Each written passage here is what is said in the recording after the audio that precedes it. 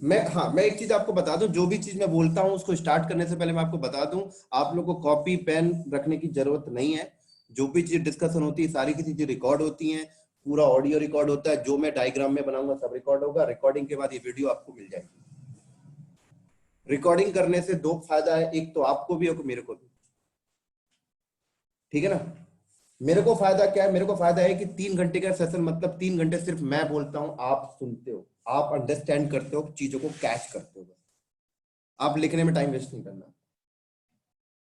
दूसरा आपको फायदा क्या है, आज आज सबको पता है कि टाइम बहुत ज्यादा इंपॉर्टेंट है ना। आप दूर से आए होगे तो हो सकता है 2 घंटे मेट्रो में आने लगा, हो सकता है 2 घंटे मेट्रो में जाने में लगे। तो जो वीडियो मैं आपको दूंगा ना, ये आप मेट्रो में ना पढ़ोगे। जैसे कोई 2 घंटे लग गया तो 2 घंटे हमने क्लास खत्म किया, आप उसको मोबाइल पे रखिए, हेडफोन लगा के मेट्रो में पढ़ते पढ़ते घर पहुंच गया। लैब लैब का ही तो टाइम चाहिए ना, तो घर में 20 मिनट निकाल के लैब कर। ऑफिस जा रहा है, कैब में बैठा है, पढ़ लिया, है ना। तो प्रैक्टिकल से ज्यादा इंपॉर्टेंट होता है कॉन्सेप्ट। आपको पता है 2 इंजीनियर होते हैं मार्केट में, एक एक इंजीनियर पढ़ाई नहीं किया, बट इंजीनियर के साथ 10 साल काम करके इंजीनियर बन गया, लेकिन वो इंजीनियर थोड़ी है सर। समझ आ रही है मेरी बात यहाँ पर। उसका इंक्रीमेंट नहीं होता, वो कितना भी अच्छा काम कर ले। तो कॉन्सेप्ट क्लियर करना है तो सुनना ज्यादा है। प्रैक्टिकल में क्या, प्रैक्टिकल हार्डली 10 मिनट बैठो तो प्रैक्टिकल लैब हो जाती है सर आजकल। समझ आ रही है मेरी बात यहाँ पर। तो आपको पेन कॉपी लेके आने की जरूरत नहीं है, अगर आप फिर भी लाके बैठते हो तो लेके बैठिए, कोई बात नहीं। आपको कोई इंपॉर्टेंट चीज लो, आपकी हैबिट है नोट करने की तो नोट करिए, कोई प्रॉब्लम नहीं।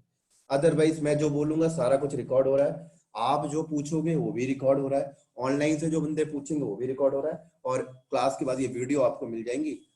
और उससे एक और फायदा है कि आप फ्यूचर में कभी अपनी चीजों को रिकॉल कर सकते। समझ आ गई मेरी बात यहाँ पर। चलो, कहाँ पे थे हम लोग, डेवऑप्स, राइट। तो सबसे पहले हम ये समझेंगे कि डेवऑप्स एक्चुअल में है क्या, राइट। मैं क्या बोल रहा था, 95% लोगों को ना ये बात पता होता है मैं क्या कर रहा हूं, है ना, लेकिन क्यों कर रहा हूं ये क्लियर नहीं होता कभी। सिर्फ 5% लोगों को पता होता है मैं क्यों कर रहा हूं। हम सब करते हैं, हम कंपनी में काम कर रहे हैं, हम डॉकर पे काम कर रहे हैं, कुबरटिस पे काम कर रहे हैं, हमें पता है कि हम ये काम कर रहे हैं, बट हमें ये नहीं पता क्यों कर रहे हैं। तो सबसे पहला इंपॉर्टेंट होता है कि हम क्यों कर रहे हैं, क्यों डेवऑप्स कर रहे हैं। किसी ने बता दिया डेवऑप्स में एंसिबल आता है, गिट आता है, जेनकिन आता है, कुबरनेटिस आता है, ठीक है भाई, कर लिया तो क्या होगा। ऐसे तो 36,000 कोर्स होते हैं ना पूरे आईटी इंडस्ट्रीज में, उठा के देखो। हमारे लिए क्या फिट बैठेगा, हमारा जो पास्ट है उसके हिसाब से क्या है ये। तो सबसे पहले समझेंगे आईटी करियर पाथ को। आईटी के अंदर प्रोसेस को समझेंगे कि आईटी बेस्ड कंपनी करती क्या है ना। अगर मैं आपसे पूछूं, एक ऑटोमोबाइल की इंडस्ट्री क्या कर रही है मार्केट में, कार बना रही है, क्यों बना रही है, किसके लिए बना रही है, इंसान के लिए बना रही है। इंसान के लिए बना रही है ना कार, अगर इंसान की जरूरत नहीं है तो बंद हो जाएगी मार्केट। मैं कहता हूं इलेक्ट्रिसिटी जो बेस, आप लैपटॉप बंद कर दीजिए, कॉन्सेंट्रेट करिए सुनने में पूरा। अगर एक इलेक्ट्रिसिटी बेस्ड कंपनी बिजली बना रही है, किसके लिए बना रही है, हमें। जरूरत किसको होता है, हमें होता है, आपको होता है। कल हमें बिजली नहीं चाहिए तो क्या हो जाएगा, ये इंडस्ट्री बंद हो जाएगी। इसी तरीके से मैं आपको समझाने की कोशिश कर रहा हूं कि आज के टाइम पर हम अपने पर्सनल लाइफ के कामों को ना सॉफ्टवेयर से कर रहे होते हैं, पर्सनल लाइफ के काम को। अब पर्सनल लाइफ में क्या, आपने यहां तक आए, मेरे से कैसे कांटेक्ट किया, वाया सॉफ्टवेयर। ऑनलाइन में जो बंदे बैठ के हमारे साथ मीटिंग कर रहे हैं, वाया काइंड ऑफ सॉफ्टवेयर। समझ आ रही है ना। आपको स्विट्जरलैंड जाना है, आप सॉफ्टवेयर के थ्रू वहां के होटल बुक कर लोगे, वहां के टिकट बुक। तो मतलब हम लोग अपनी लाइफ के जो पर्सनल डेली बेसिस के जो काम है उसको सॉफ्टवेयर के थ्रू कर रहे हैं सर। तो मैं पूछना चाहता हूँ, सॉफ्टवेयर बनाने वाला कोई इंडस्ट्रीज तो होगा ना, सॉफ्टवेयर बनाने के लिए कोई इंडस्ट्रीज होगा ना, कोई कंपनी होगा ना, कौन बनाता होगा, इंसान बनाता होगा।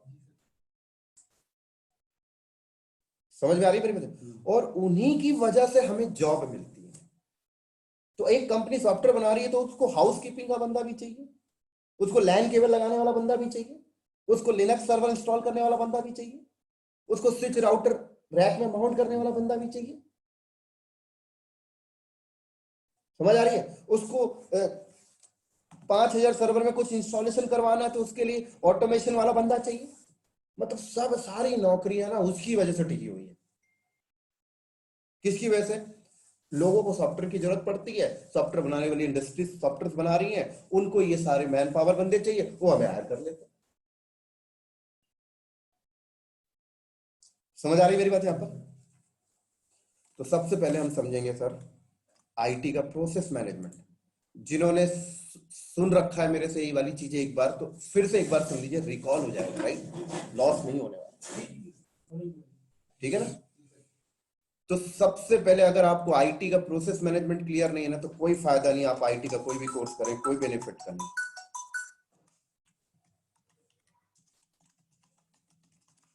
आईटी प्रोसेस में मैं पूछना चाहता हूं कि हर एक बंदे को अपनी जहां पे वो काम करता है ना उसका प्रोसेस पता होना चाहिए। एक आर्मी में कोई बंदा ज्वाइन करता है ना, उसको जीरो से लेके एंड तक के प्रोसेस पता होता है। एक मेजर कर्नल अगर आर्मी में ज्वाइन किया है, उसका काम नहीं है बंदूक उठाना, उसका काम नहीं है रनिंग करना, लेकिन उसको हर एक प्रोसेस पता है, उसको पूरा प्रोसेस पता है, आर्मी का पूरा सिस्टम पता है। एक बैंक में आप चले जाइए, कैश को डिस्ट्रीब्यूट करने वाला बंदा सिस्टम में बैठ के कैश डिस्ट्रीब्यूट कर रहा है, लेकिन उसको बैंक का पूरा प्रोसेस पता है। लेकिन आईटी में पता हमें अपना प्रोसेस ही नहीं पता। हम क्या फील कर रहे थे, सर मैं तो लिनक्स एडमिन हूं, मेरा काम क्या है, लिनक्स के ऊपर कमांड मारना।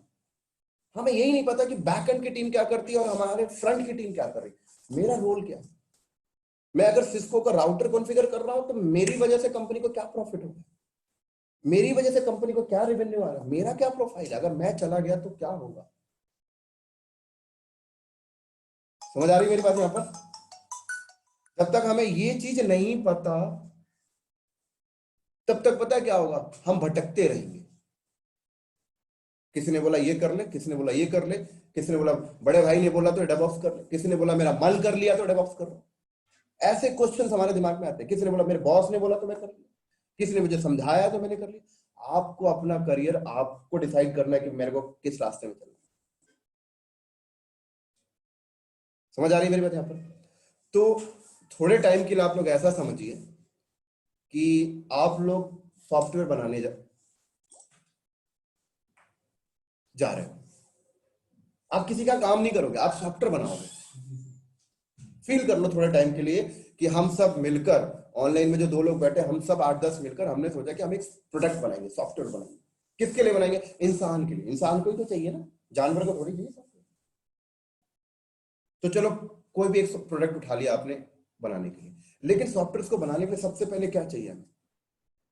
हम सबको सबसे पहले क्या चाहिए? डेवलपर। क्या चाहिए सर? क्या चाहिए? डेवलपर चाहिए। तो हम लोगों ने क्या किया, डेवलपर्स हायर कर लिया। लेकिन कितना डेवलपर चाहिए ये कौन डिसाइड करेगा? डिपेंड करेगा कि हम जो सॉफ्टवेयर बना रहे हैं वो कितना बड़ा है, उससे डिपेंड करेगा ना। हो सकता है गूगल नाम की कंपनी बहुत बड़ा प्रोडक्ट बनाती है, उसके पास हजारों डेवलपर है। माइक्रोसॉफ्ट के पास हजारों डेवलपर है। रेड हार्ट के पास हजारों डेवलपर है। आपको क्या लगता है जो रेड हार्ट ने आरएचएल 8 लाकर आपको दिया है, ये क्या एक डेवलपर ने बनाया होगा? हजारों डेवलपर उस एक ही प्रोडक्ट पे काम कर रहे हैं। तो सबसे पहले डेवलपर चाहिए। अब हम लोगों ने एक छोटा सा, मान लीजिए ओला कैब जैसा एक सॉफ्टवेयर बना रहे हैं मान लीजिए, या आजकल देखा कई सब ऑनलाइन पेमेंट वाले सॉफ्टवेयर आते हैं, गूगल पे हो गया, फोन पे हो गया, ऐसे ही कुछ हम लोग बना रहे हैं। तो हमारा अगर छोटा सा प्रोडक्ट है तो हो सकता है कि हमें उतने डेवलपर्स, 1000 डेवलपर्स की जरूरत ना पड़े, 100 में काम हो जाए, है कि नहीं? तो फॉर एग्जाम्पल हमने यहां पर क्या किया, 2 डेवलपर्स हायर किया। क्या किया? 2 डेवलपर्स हायर किया। हमने क्या किया, हम लोगों ने 2 डेवलपर्स हायर कर लिए। लेकिन अब ये तो 2 डेवलपर्स हैं, इनको तो डेवलपर्स को तो एक ही चीज आता है, कोड लिखना। भाई बता दे, तो कोड लिखना आता है मुझे, सी प्लस प्लस पे लिख दूंगा, जावा पे लिख दूंगा, पीएचपी पे लिख दूंगा, जिसमें बोलेगा उस पे लिख दूंगा, मैं तो डेवलपर हूं यार। लेकिन अगर मेरे से तू ये बोलेगा ना कि कीबोर्ड का माउस नहीं चल रहा, मैं उसको सही नहीं कर पाऊंगा। तो मुझसे ये बोलेगा ना कि ऑपरेटिंग सिस्टम इंस्टॉल कर दे, मैं उसको नहीं कर पाऊंगा, क्योंकि अपने पूरा इंटायर दी लाइफ वो लोग कोडिंग ही करते हैं और कुछ नहीं करते। तो चलो आपने 2 डेवलपर हायर कर लिया अपनी जरूरत के हिसाब से, लेकिन सवाल आता है कि डेवलपर्स को लैपटॉप देना है, तो अब लैपटॉप आप दोगे, तो अगर ऑनर लैपटॉप देगा क्या? ऑनर तो बजट पास कर देगा। अब लैपटॉप देना है, लैपटॉप देने के बाद उस पर ऑपरेटिंग सिस्टम डालना है, उस लैपटॉप को डोमेन में ज्वाइन कराना। आप लोगों को कंपनी से लैपटॉप मिला होगा तो वो डोमेन में ज्वाइन होगा, याद करिए। उसके ऊपर n number of application install करना पड़ता है, एमएस ऑफिस, और कुछ ऐसी सेटिंग भी कंपनी आपके लैपटॉप पे करके देती है कि आप घर जाके उस सॉफ्टवेयर को इंस्टॉल ना कर पाए। होता है कि नहीं होता ऐसा?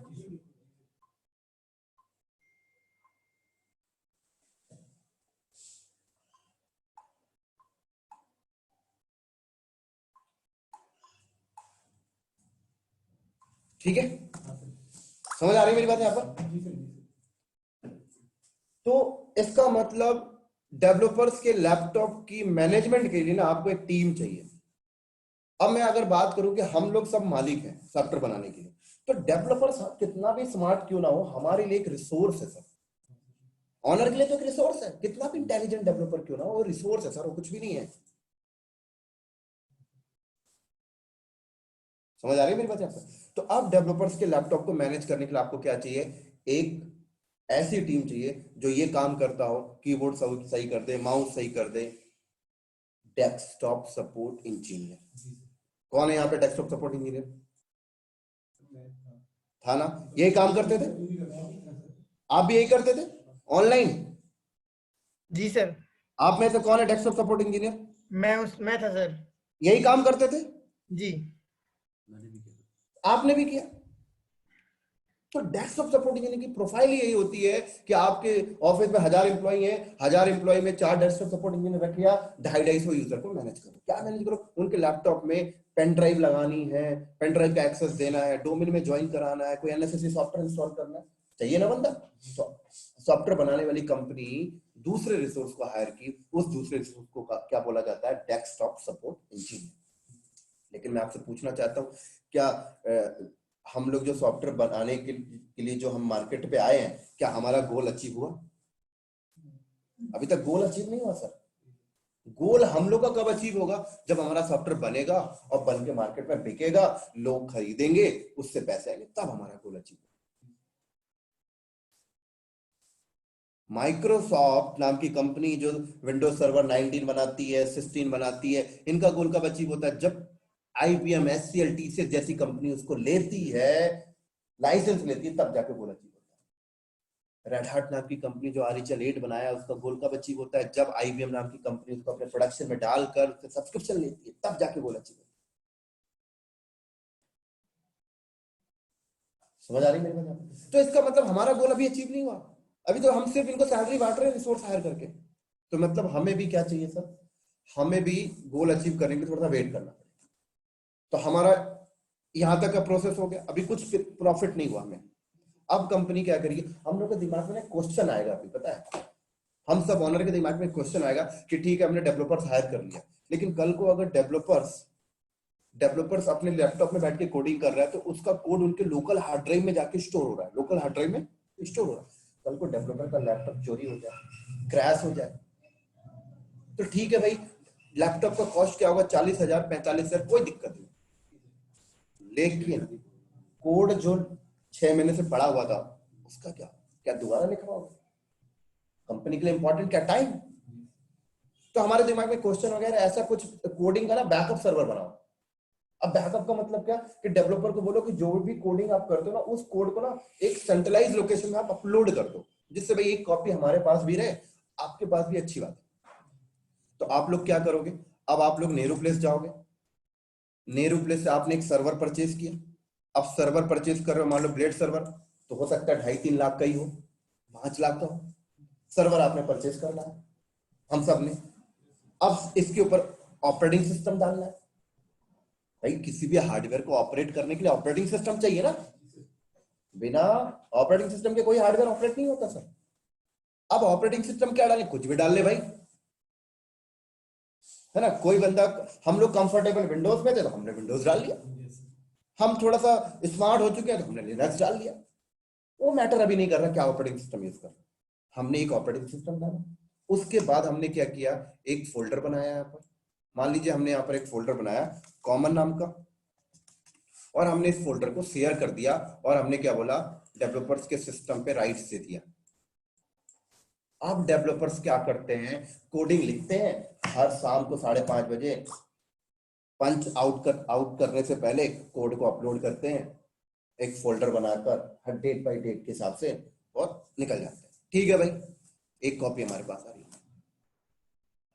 हमने ऐसा क्यों किया, क्योंकि कल को फ्यूचर को देखते हुए हम लोगों ने प्लान बनाया, कंपनी कराई। लेकिन अब सवाल आता है कि ये 5 लाख का सर्वर खरीद तो लिया हमने, इसके ऊपर ऑपरेटिंग सिस्टम डाल तो लिया, लेकिन सवाल आता है कि डेवलपर जब कोड को अपलोड करता है ना तो अपलोडिंग फेल्ड। या हो सकता है कि इस पे जो ऑपरेटिंग सिस्टम डाला था साला वो काम ही नहीं कर रहा। या हो सकता है कि एक डेवलपर आज बीमार है, वो कहता है मैं वर्क फ्रॉम होम करूंगा, जैसे अभी सोहेल ने बोला कि मैं वर्क फ्रॉम होम करती हूँ, तो घर से कैसे कनेक्ट करेगा इस सर्वर को। ये सर्वर तो हमने अपनी बिल्डिंग में लगाया ना, और आप घर का मतलब पब्लिक पे बैठे हुए और ये प्राइवेट है। तो अब सवाल आती है कि उस डेवलपर को राइट्स देनी है, इस सर्वर की मॉनिटरिंग करनी है, इसकी मैनेजमेंट करनी है, पैच अपडेट करना है सर्वर पे। तो अब सवाल आता है कि हम लोगों को ना एक और रिसोर्स की जरूरत पड़ेगी, सिस्टम एडमिन। तो हम लोगों ने इंटरव्यू लिया सिस्टम एडमिन का, और सिस्टम एडमिन को हायर किया। उसको बोला भाई देखते रहियो, वो सिस्टम एडमिन सर्वर को मैनेज करता है, इसकी मॉनिटरिंग देखता है, कल को किसी डेवलपर का कोड पुश करते टाइम दिक्कत आ गई वो देखता है, राइट्स को देखता है, कल को कोई नया डेवलपर आ गया उसको भी राइट्स देनी है वो देखता है, कल को वर्क फ्रॉम होम से वीपीएन के थ्रू करना है वो देखता है। मतलब एक सिस्टम एडमिन की जरूरत पड़ गई, मतलब तीसरा रिसोर्स की जरूरत हमें पड़ेगी। कौन सा सर, तीसरे रिसोर्स की जरूरत पड़ी। समझ आ रही है मेरी बात यहाँ पर। उसके बाद हमने एक सिस्टम एडमिन हायर कर लिया, और हमने इसका नाम दे दिया this is our dev server. नाम है सर, कुछ भी दे दो, क्या जाता है इसमें। हमने बोला ये हमारा डेवलपमेंट सर्वर है, लेकिन क्या डेव सर्वर लगाने के बाद गोल अचीव हुआ, गोल अचीव नहीं हुआ। अब अगला प्रोसेस पे जाएंगे। अगला प्रोसेस क्या होगा, हमने डेवलपर से कोडिंग लिखवाकर कोड को यहां पर अपलोड करवा लिया। अब जो कोड हमारे पास आया है, क्या गारंटी है कि हमारे कंपनी का डेवलपर सोर्स कोड अपने से लिखा है, हो सकता है किसी का कॉपीराइट्स कर लिया है ना। तो कॉपीराइट्स अगर किया है तो हमारी कंपनी को, हम लोगों को आगे चल के दिक्कत आएगी, कोई लीगल एक्शन ले सकता है हमारे ऊपर। तो हम क्या करेंगे, जो कोड हमने कलेक्ट किया है उसकी पहले टेस्टिंग करेंगे, सोर्स कोड की टेस्टिंग, उसका सिंटैक्स, उसका कॉपीराइट्स तो नहीं, जस्ट काइंड ऑफ। तो हमने अब टेस्टिंग करने के लिए भी एक एनवायरनमेंट चाहिए। तो आप ऐसा करो कि इसके ऊपर बैठ के टेस्टिंग कर लो। लेकिन कंपनी के अंदर क्या होता है, एक सर्वर पे जब एक प्रोसेस चल रहा है तो दूसरा प्रोसेस उसके ऊपर नहीं चलाते, भाई लोड आ जाएगा, है कि नहीं। तो कंपनी, हम लोगों ने क्या किया, नेहरू प्लेस पे गए, एक और सर्वर खरीदा, और इस सर्वर के ऊपर भी ऑपरेटिंग सिस्टम डाला, और हम लोगों ने क्या किया, अपने कोड को यहां से यहां लेके आया, और यहां पे बैठ के टेस्टिंग का प्रोसेस कर रहे हैं। और हमने इस सर्वर को एक नाम दे दिया, this is our source code test server. अब सोर्स कोड टेस्ट किससे करवाएंगे, 2 डेवलपर्स में किसी एक को बैठा लिया, या तीसरा हायर कर लिया, चल भाई तू टेस्टिंग कर दे, डेवलपर ही तो करेगा ना। या अलग से एक्सपीरियंस डेवलपर को हायर कर लिया, चल भाई तू सोर्स कोड की टेस्टिंग कर दे, वो सोर्स कोड की टेस्टिंग कर रहा है। समझ आ रही है मेरी बात यहाँ पे। चलो सोर्स कोड की टेस्टिंग हो गई, अब अगला प्रोसेस क्या करेंगे, अब आएगी कंपाइलिंग करना। जब कंपाइलिंग हो जाएगा तब जाकर सॉफ्टवेयर बनेगा। तो कंपाइलिंग करने के लिए भी हमने क्या किया, नेहरू प्लेस एक और सर्वर खरीदा, राइट, इस पे भी ऑपरेटिंग सिस्टम डाला, और यहां पे बैठ के कंपाइलिंग का हम प्रोसेस कर रहे हैं। तो जब कंपाइलिंग हो जाता है तब जाकर हमारा सोर्स कोड कंपाइल होने के बाद तब जाके .exe में ये कन्वर्ट होता है, .rpm में कन्वर्ट होता है, .msi में कन्वर्ट होता है। n नंबर ऑफ एक्सटेंशन है मार्केट में सॉफ्टवेयर के। तो कंपाइलिंग के बाद ही कंप्लीटली सॉफ्टवेयर बनता है। अब हमने सॉफ्टवेयर बना लिया जो भी बना रहे थे, है ना। और हमने इसको क्या बोला, this is our build server. क्या बोला सर, ये हमारा बिल्ड सर्वर है। लेकिन मुझे एक चीज बताइए, क्या हम लोगों ने सॉफ्टवेयर बनाया अब डायरेक्ट मार्केट में सेल कर देंगे, क्या BMW नाम की कंपनी अगर एक कार की नया सीरीज निकाले, क्या वो डायरेक्ट एजेंसी में लाके खड़ा कर देगा? नहीं, उसकी क्वालिटी को टेस्ट किया जाएगा। अगर मान लो खड़ा कर दे तो क्या होगा? पता लगा एक कस्टमर ने खरीदा और आधे रास्ते पे पहुंचा, स्टीयरिंग को लिया, है ना, एक्सीडेंट हो गया, आत्म मर गया। क्यों? BMW की कंपनी ने क्वालिटी टेस्ट नहीं किया। BMW छोड़ दो यार, मैं कहता हूँ सड़क में एक आदमी समोसा बना रहा है और समोसा बेच रहा है, अगर वो समोसा बनाने के बाद वो सीधे कस्टमर के प्लेट पे रख दे और नमक नहीं था या मिर्ची ज्यादा था, तो दोबारा वो कस्टमर आएगा उसके पास? नहीं। क्यों? समोसे वाले ने उसकी क्वालिटी टेस्ट नहीं की बनाने के बाद। तो आप हर एक पर्सनल लाइफ में देखो, तो कोई भी चीज हम करते हैं तो उसकी क्वालिटी को टेस्ट करते हैं। समोसा बनाया, खा के देख भाई अच्छा है कि नहीं है। इसका मतलब आप भी इसने सॉफ्टवेयर की क्वालिटी को टेस्ट करोगे। बिना क्वालिटी टेस्ट किए नहीं बेच सकते। मान लीजिए अगर हमने क्वालिटी टेस्ट नहीं किया, मार्केट में सेल कर दिया, हो सकता है कोई बंदा हमने फोन पे जैसा कुछ एप्लीकेशन बनाया था, उसने अपने मोबाइल पे इंस्टॉल किया, अपना बैंक अकाउंट लिंक किया, हैक हो गया। या हो सकता है ऐसा सॉफ्टवेयर था कि अपने सिस्टम में आपने इंस्टॉल किया, रैम बहुत ज्यादा यूटिलाइज कर लिया, आपने बोला हटाया, रैम बहुत ज्यादा यूटिलाइज कर दिया। मतलब क्वालिटी टेस्ट, क्वालिटी ठीक नहीं है उसकी। तो अगर आपने डायरेक्ट सेल कर दिया और कुछ दिक्कत थी सॉफ्टवेयर में, तो नेगेटिव फीडबैक आएगा और नेगेटिव फीडबैक आपका फ्यूचर मार्केट खराब करेगा। इसका मतलब आप भी पहले अपने प्रोडक्ट की क्वालिटी को टेस्ट करेंगे। तो आप प्रोडक्ट की क्वालिटी कैसे टेस्ट किया जाए, है ना? BMW कार बनाए तो कैसे टेस्ट करें? खुद एक आदमी को बैठाए, बोले चला के देख भाई। तो इसका मतलब आप सॉफ्टवेयर कहाँ इंस्टॉल होता है? सिस्टम पे, मोबाइल पे। तो आप भी अपने पास कुछ सिस्टम रखेंगे, कुछ मोबाइल रखेंगे, उनमें इंस्टॉल करके देखेंगे। तो अब हमने क्या किया, नेहरू प्लेस गए और नेहरू प्लेस से हमने कुछ सिस्टम खरीद के ले आए,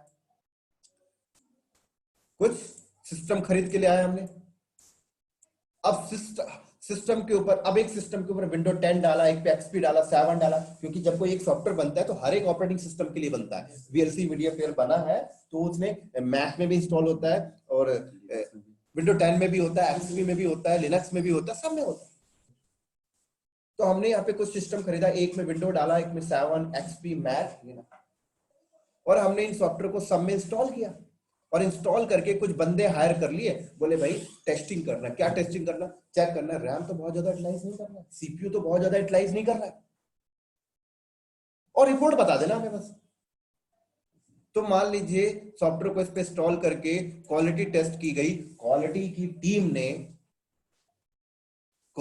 टीम ने बोला सर ये सॉफ्टवेयर जो बना ना, अपनी जरूरत से ज्यादा रैम को यूटिलाइज कर रहा है।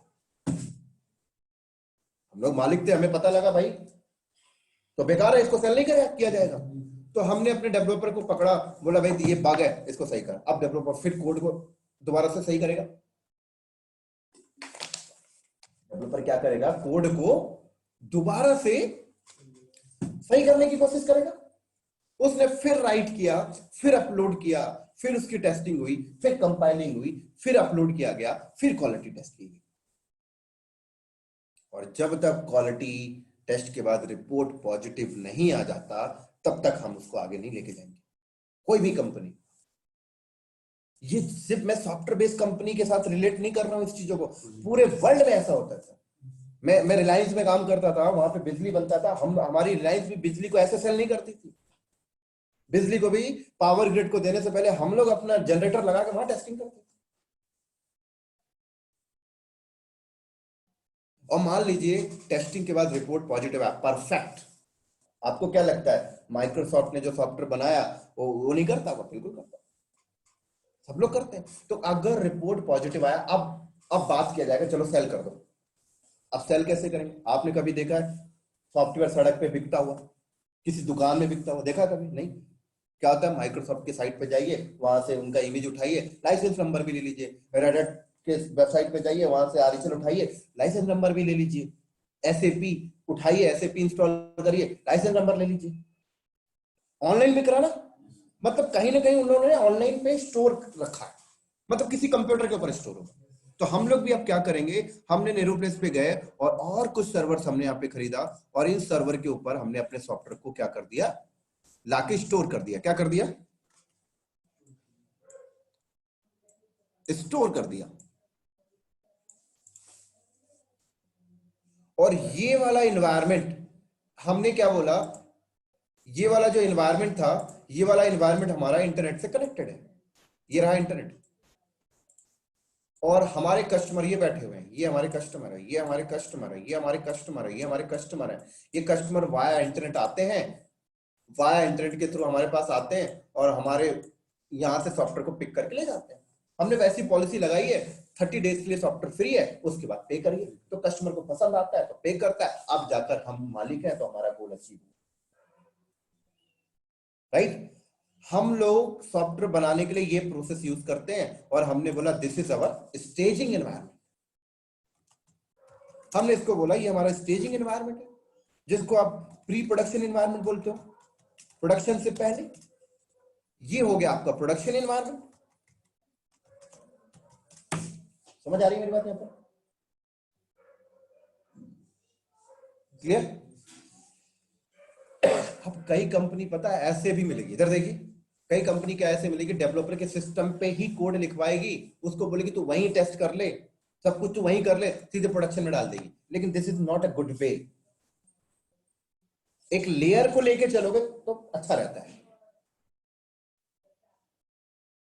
ना। आजकल आप मेट्रो पे जाइए तो 3-3 बार चेकिंग हो रही है, 3-3 आर्मी का बंदा चेक कर रहा है। क्यों कर रहा है? उसको पता है जितनी लेयर बढ़ेंगे ना उतनी सिक्योरिटी होती है। एक आदमी को बोल दो कि इसको 5 मिनट चेक करना, नहीं कर पाएगा, लेकिन वहीं पे 3 आदमी खड़ा कर दो, सिक्योरिटी कम मिलती है जब आप लेयर बढ़ाते हो। तो ऐसे ही कहा जाता है कि लेयर जितनी रखोगे उतना रिलायबल होगा आपका। ठीक है, मान लीजिए हमने सॉफ्टवेयर बन गया, अब हमारा गोल अचीव हो गया, लेकिन हमारे पास जो अभी कस्टमर थे ना वो 500 कस्टमर थे। तो 500 कस्टमर के हिसाब से हमारे पास ये जो सॉफ्टवेयर, ये जो प्रोडक्शन इन्वायरमेंट में 5 सर्वर है, प्री प्रोडक्शन में 5 सर्वर है, इधर 3, मतलब टोटल 20 सर्वर में हमारा काम चल रहा है, राइट। लेकिन अगर मैं कल को बोलूं कि हमारे पास 5000 मिलियन कस्टमर है हमारे पास, जैसे गूगल के पास हो गया, फेसबुक के पास हो गया, रेड हैट के पास है, अमेजोन के पास है, माइक्रोसॉफ्ट के पास, इतने कस्टमर आ गए 5000 मिलियन। अब क्या करोगे? क्या 5 सर्वर से काम चलेगा? नहीं चलेगा, है कि नहीं। अगर एक समोसे वाला समोसा बेच रहा है, अगर उसके पास दिन भर में 100 कस्टमर आते हैं तो एक ठेला लगाएगा उसने, लेकिन 200 आए तो क्या करेगा? बढ़ाएगा ना। समझ आ रही है मेरी बात यहां पर, है कि नहीं? तो यहां पर भी क्या करना पड़ेगा सर, आपको प्रोडक्शन एनवायरनमेंट में सर्वर की कैप को इंक्रीज करना पड़ेगा। तो हो सकता है कि हमने सर्वर इंक्रीज करने के बाद हमने प्रोडक्शन एनवायरनमेंट में 10,000 सर्वर लगा दिया। कितने लगा दिए सर? 10,000 सर्वर हमें लगाने पड़ गए। हो सकता है प्री प्रोडक्शन एनवायरनमेंट में हमें 5,000 सर्वर लगाना पड़ गया। हो सकता है कि अब 2 डेवलपर से काम नहीं हो रहा, हो सकता है कि हमें यहां पर 400 डेवलपर हायर करने पड़ेंगे अपने ही प्रोडक्ट के लिए। तो जब 400 डेवलपर एक साथ डेव सर्वर पे कोड को अपलोड करेंगे तो डेव सर्वर क्या बोलेगा, भाई साहब मेरे को तो 2 लोगों के लिए बनाया गया था, अभी 400 आ रहे हैं, मेरी औकात नहीं है इतनी। तो अब क्या करना पड़ेगा सर आपको, डेव सर्वर की कैपेसिटी आपने 400 कर दी या आपने 50 कर दी, चलो आपने 50 डेव सर्वर लगा दिया।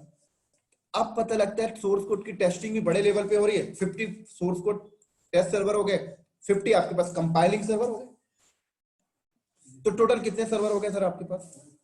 15,150 सर्वर हो गए आपके पास, ठीक है। अब सवाल आता है कि 15,150 सर्वर आपने लगा लिया, पहले आपके पास 15 सर्वर थे तो हम लोगों ने खुद ही बंदे रख लिए थे, उन्हीं से काम करवा लेते थे। लेकिन जब आपके पास 15,150 सर्वर हो गए तो 15,150 सर्वर को मैनेज करने के लिए मैन पावर भी चाहिए। मतलब जो डेव सर्वर के लिए जो सिस्टम एडमिन रखा था ना, वो एक से काम नहीं होगा, और चाहिए।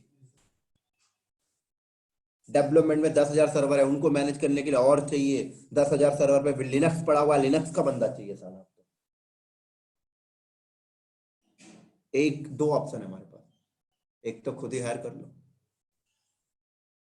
लेकिन खुद हायर नहीं कर रहे आजकल। क्यों? साला खुद हायर करेंगे तो उसका मेडिकल अलाउंस का रिस्पॉन्सिबिलिटी मेरा होगा, उसका हाउस रेंट अलाउंस का रिस्पॉन्सिबिलिटी मेरा होगा, उसकी पूरी जिम्मेदारी मेरी होगी, ऑफिस के टाइम पे कुछ हो जाए पूरा सब कुछ होगा। कंपनी ने गेम खेला, क्या बोला, हटाना यार, कॉन्ट्रैक्ट में दे देते हैं इन कामों को। तो अब कॉन्ट्रैक्ट में किसको दोगे, उन्हीं को दोगे जो ये काम करता है। तो अब वो कौन है कॉन्ट्रैक्टर, जिसको आप हिंदी में ठेकेदार बोलते हो? मैं कहता हूं एचसीएल, विप्रो, टीसीएस। वो कहता है मेरी तो रोजी रोटी पानी ऐसी चल रही है, ऐसे लोगों को सपोर्ट देते। समझ आ रही है मेरी बात? यहां पर हमने क्या किया, कॉन्ट्रैक्टर ढूंढने निकल गए। एचसीएल, टीसीएस, विप्रो, इन्फोसिस भूखा बैठा है, वो तो कहता मैं यही करता हूं। बताइए क्या मैनेज करना, केबल लगवाना है, बिल्कुल लगवा दूंगा मैं। बताइए रैक कहीं पे, राउटर कहीं माउंट करवाना है, लगवा दूंगा। अब पता लगा सारे एक साथ आ गए। अब किसको दे कॉन्ट्रैक्ट? आपने बोला कोटेशन ला भाई, तो क्या ला? कोटेशन। एचसीएल ने अपना कोटेशन भेजा अपना सर्विस एग्रीमेंट के साथ, टीसीएस ने अपना कोटेशन भेजा अपनी एग्रीमेंट के साथ। अब एचसीएल का कोटेशन आया, उसमें बोलता है कि मैं 24/7 सपोर्ट दूंगा, लेकिन मेरा जो रिस्पांस टाइम है वो मिनिमम 1 आवर है। विप्रो का रिस्पांस टाइम, कोटेशन में रिस्पांस टाइम क्या लिखा है, मैं 30 मिनट्स में रिस्पॉन्स दूंगा। इन्फोसिस का लिखा है 15 मिनट्स। एक्सेंचर का लिखा है 5 मिनट्स। आपने मैच किया, लो बजट, कोटेशन का प्राइस लो, मिनिमम रिस्पॉन्स टाइम, जो मैच कर गया, हम लोगों ने मिलकर क्या किया, इसको कॉन्ट्रैक्ट दे दिया। हम लोगों ने एचसीएल नाम की कंपनी को कॉन्ट्रैक्ट दे दिया हमारा प्रोडक्शन एनवायरनमेंट मैनेज करने। तो एचसीएल क्या करेगा, प्रोडक्शन एनवायरनमेंट मैनेज करेगा। 10,000 सर्वर उसको देखने, क्या देखने, 10,000 सर्वर 24/7 चलने चाहिए। 10,000 सर्वर के ऑपरेटिंग सिस्टम डाउन टाइम नहीं आने चाहिए। अब 10,000 सर्वर में 8,000 सर्वर पे लिनक्स, 8,000 सर्वर पे लिनक्स ऑपरेटिंग सिस्टम है, 2,000 पे विंडोज है। अब एचसीएल क्या करेगा, अपने एम्प्लॉय हायर करेगा। तो 8,000 सर्वर पे लिनक्स है, तो उसने 8,000 सर्वर को मैनेज करने के लिए अपने एम्प्लॉय लिया है। उसने हायर कर लिया 20 बंदे इस प्रोजेक्ट के लिए। आप लिनक्स देखिए, 5 बंदे हायर कर लिया विंडोज के लिए, मतलब टोटल 25 बंदे के साथ वो हमारे इस काम को कर रहा है। समझ आ रही मेरी? तो एचसीएल के पेरोल पे जो बंदा ज्वाइन किया ना, वो अपने आप को क्या फील कर रहा है, उसको सिर्फ एक ही चीज पता, Linux Linux Linux, Windows Windows Windows. उसको ये नहीं पता कि जॉब किसकी वजह से टिकी हुई है मेरी। समझ आ रही है मेरी बात यहां पर? इसी तरीके से हम लोगों ने क्या किया, हम लोगों ने स्टेजिंग एनवायरनमेंट विप्रो को दे दिया कॉन्ट्रैक्ट। हमने बोला यार एक सारा ना एचसीएल को मत दो, नहीं तो डिपेंडेंट हो जाते हैं फिर हम, वो क्लाइंट भी साला, उसका भी भाव बढ़ जाता है। आप किसी बड़ी कंपनी में जाइए, उसका एनवायरनमेंट एक ही कंपनी नहीं मैनेज करती, कई लोग होते हैं, कई वेंडर्स होते हैं। तो आपने क्या किया, विप्रो को दे दिया आपने स्टेजिंग एनवायरनमेंट। पता लगा ऊपर वाला आपने यहाँ पर दे दिया टीसीएस को। अब पता लगता है कि 15,000 सर्वर की नेटवर्किंग भी तो करनी है ना सर। 15,000 सर्वर आपस में कनेक्ट होंगे तो कितने स्विच चाहिए, कितने राउटर चाहिए, उस पर फायरवॉल लगाने हैं। तो पता लगा कि अच्छा नेटवर्क किसको दिया जाए, ये लोग तो सर्वर देख रहे हैं, हमने बोला आईबीएम को दे दो नेटवर्क। मतलब पूरा का पूरा खेल कॉन्ट्रैक्ट में चल रहा है। तो अब आईबीएम के पेरोल पे बंदा जो रहता है वो आईबीएम के काम देख रहा है, आईबीएम की तरफ से आपके लिए काम कर रहा है। समझ आ रही मेरी बात यहां पर? तो अब मुझे एक सवाल का जवाब दीजिए, हम लोगों को सॉफ्टवेयर बनाने के लिए इन चीजों की जरूरत पड़ी? अगर कोई बंदा आके बोले कि सॉफ्टवेयर बनाने के लिए सब कुछ नहीं चाहिए, हम लोग रखेंगे? हमारा प्लान क्या था, पैसा कमाना। पैसा कमाने के लिए हमने ये ऑप्शन चूज किया, और इस काम को करने के लिए इन सब चीजों की जरूरत पड़ी तो लेना पड़ा। अगर कोई बोले कि नहीं चाहिए, बिना इसके काम हो जाए, तो नहीं लेंगे,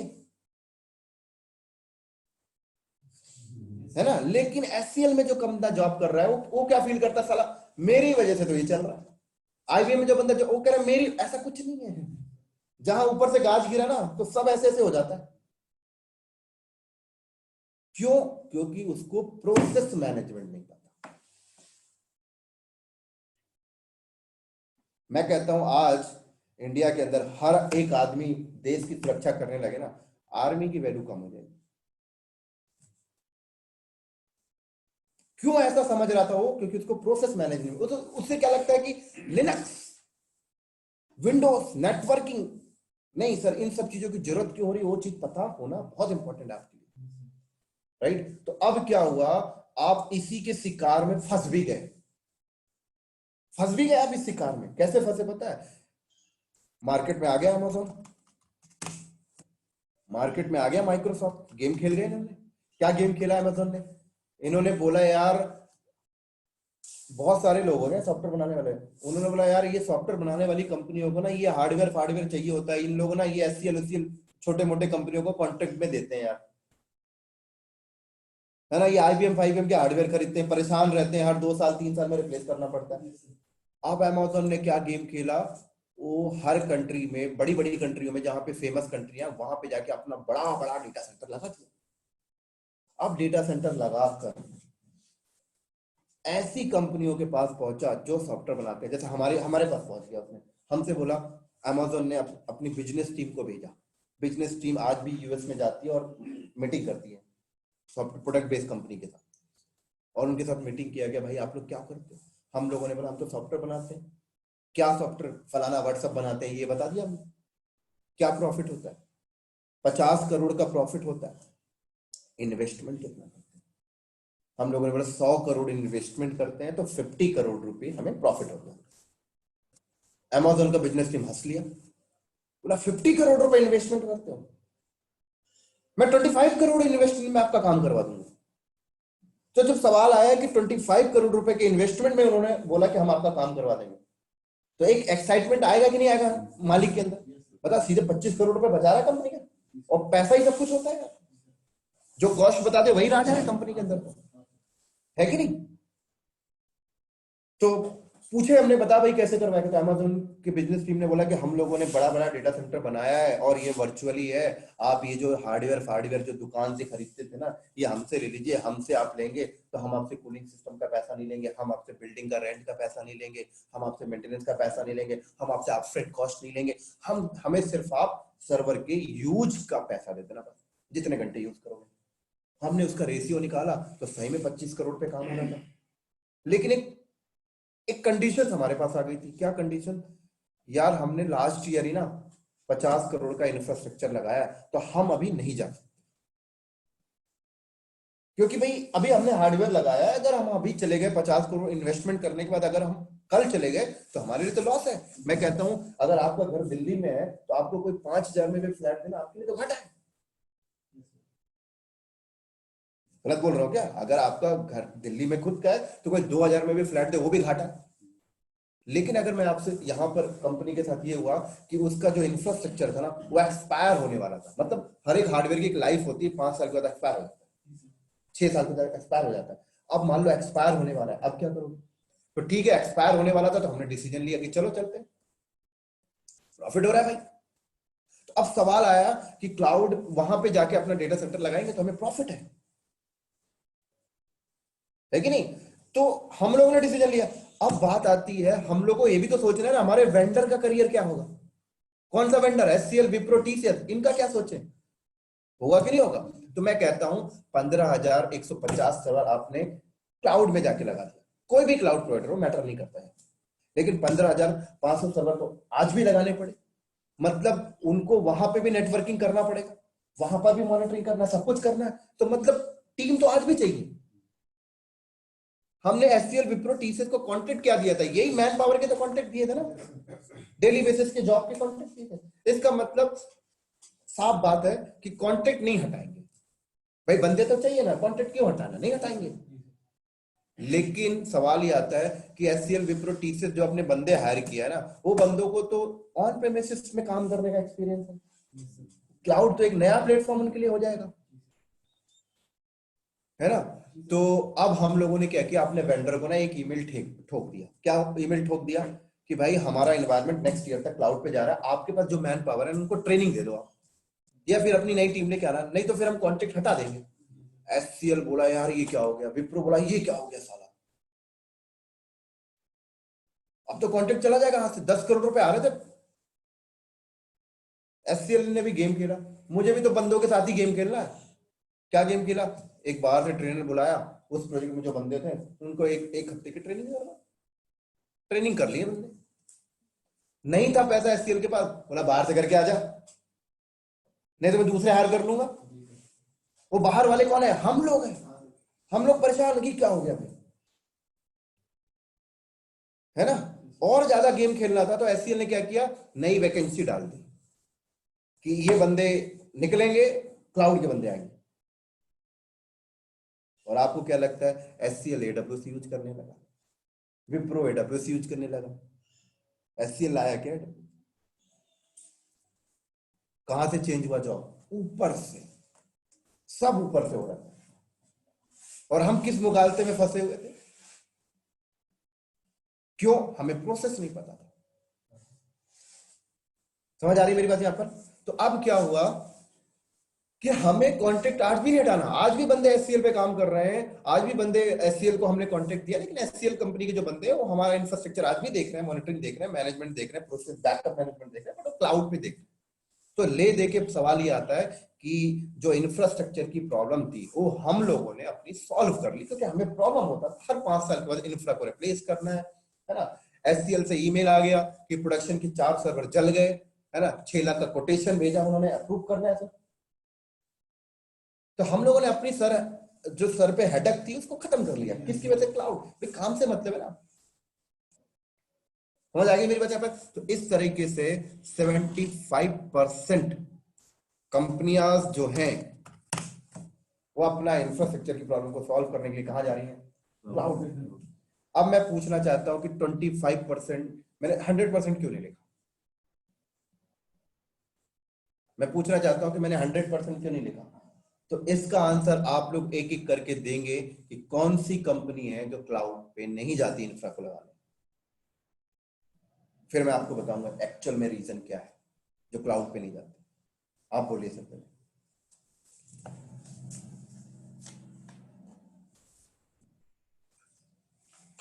जो इंफ्रा बेस नहीं है वो चाहिए। कौन कंपनी है जो क्लाउड पे मना करती है, हम नहीं ले जाएंगे क्लाउड पे, हम अपने बिल्डिंग के अंदर ही डेटा सेंटर रखेंगे?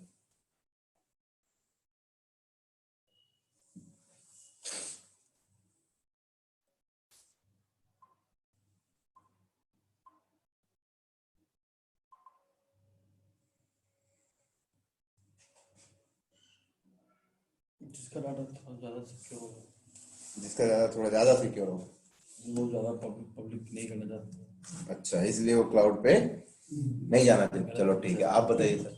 बैंकिंग सेक्टर, बैंकिंग सेक्टर नहीं जाएगी। Private cloud. मैं आपको 10 बैंक गिना देता हूँ क्लाउड पे बैठे हुए अभी। आप बताओ सर। रेलवे सेक्टर नहीं जाएगी। रेलवे सेक्टर जो आपने बताया था कंपनी में जो इनको पता है, आप बताइए। पहली बात तो वो कंपनी में जाएगी जिसको माइंड में ये बात सेट है क्लाउड इज नॉट सिक्योर। तो दूसरी चीज वो कंपनी में जाएगी जिसका सेटअप उतना बड़ा ही नहीं है। जैसे कोई कंपनी है तो छोटा मोटा वेबसाइट। कौन? पीवीआर का, दिल्ली एनसीआर में जो पीवीआर है ना, पीवीआर का पूरा डेटा सेंटर एडब्ल्यूएस पे लगा हुआ है। छोटे की बात कर रहे हो आप? उसका ट्रांजैक्शन बहुत ज्यादा है, वो नहीं जाएगी। ट्रांजैक्शन हिट रेशियो बहुत ज्यादा वो होगा, नहीं जाएगी। वो जाएगी बट जाने के लिए 25% कहना बहुत मुश्किल हो रहा है। हाँ जी सर। तो जो अपना डेटा इनको भ्रम है सर कि वहाँ क्लाउड पे डाटा तो सिक्योर है यार, वो सिक्योर वाला तो आंसर मेरा गलत है। वो तो मैं खाली पास करने ऑनलाइन जी सर। कौन सी कंपनी क्लाउड पे नहीं जाती है? सर कंपनी मोस्टली कंपनी है जो क्लाउड पे नहीं जाती क्योंकि वो अपना जो डेटा होती है वो दूसरे जगह स्टोर करना सही नहीं समझती। क्यों? क्लाउड तो ये भी बोलता है कि अपने घर पे वो क्या तिजोरी में डेटा रख लो तब भी काम हो जाएगा। बहुत सी है, जैसे अभी मैं देख रहा हूँ एयरटेल में भी अभी कंप्लीट क्लाउड पे नहीं है। तो क्या पूरे वर्ल्ड में एयरटेल बस है? नहीं, एयरटेल भी है, सेंसर का खुद का डेटा सेंटर है। सोएसा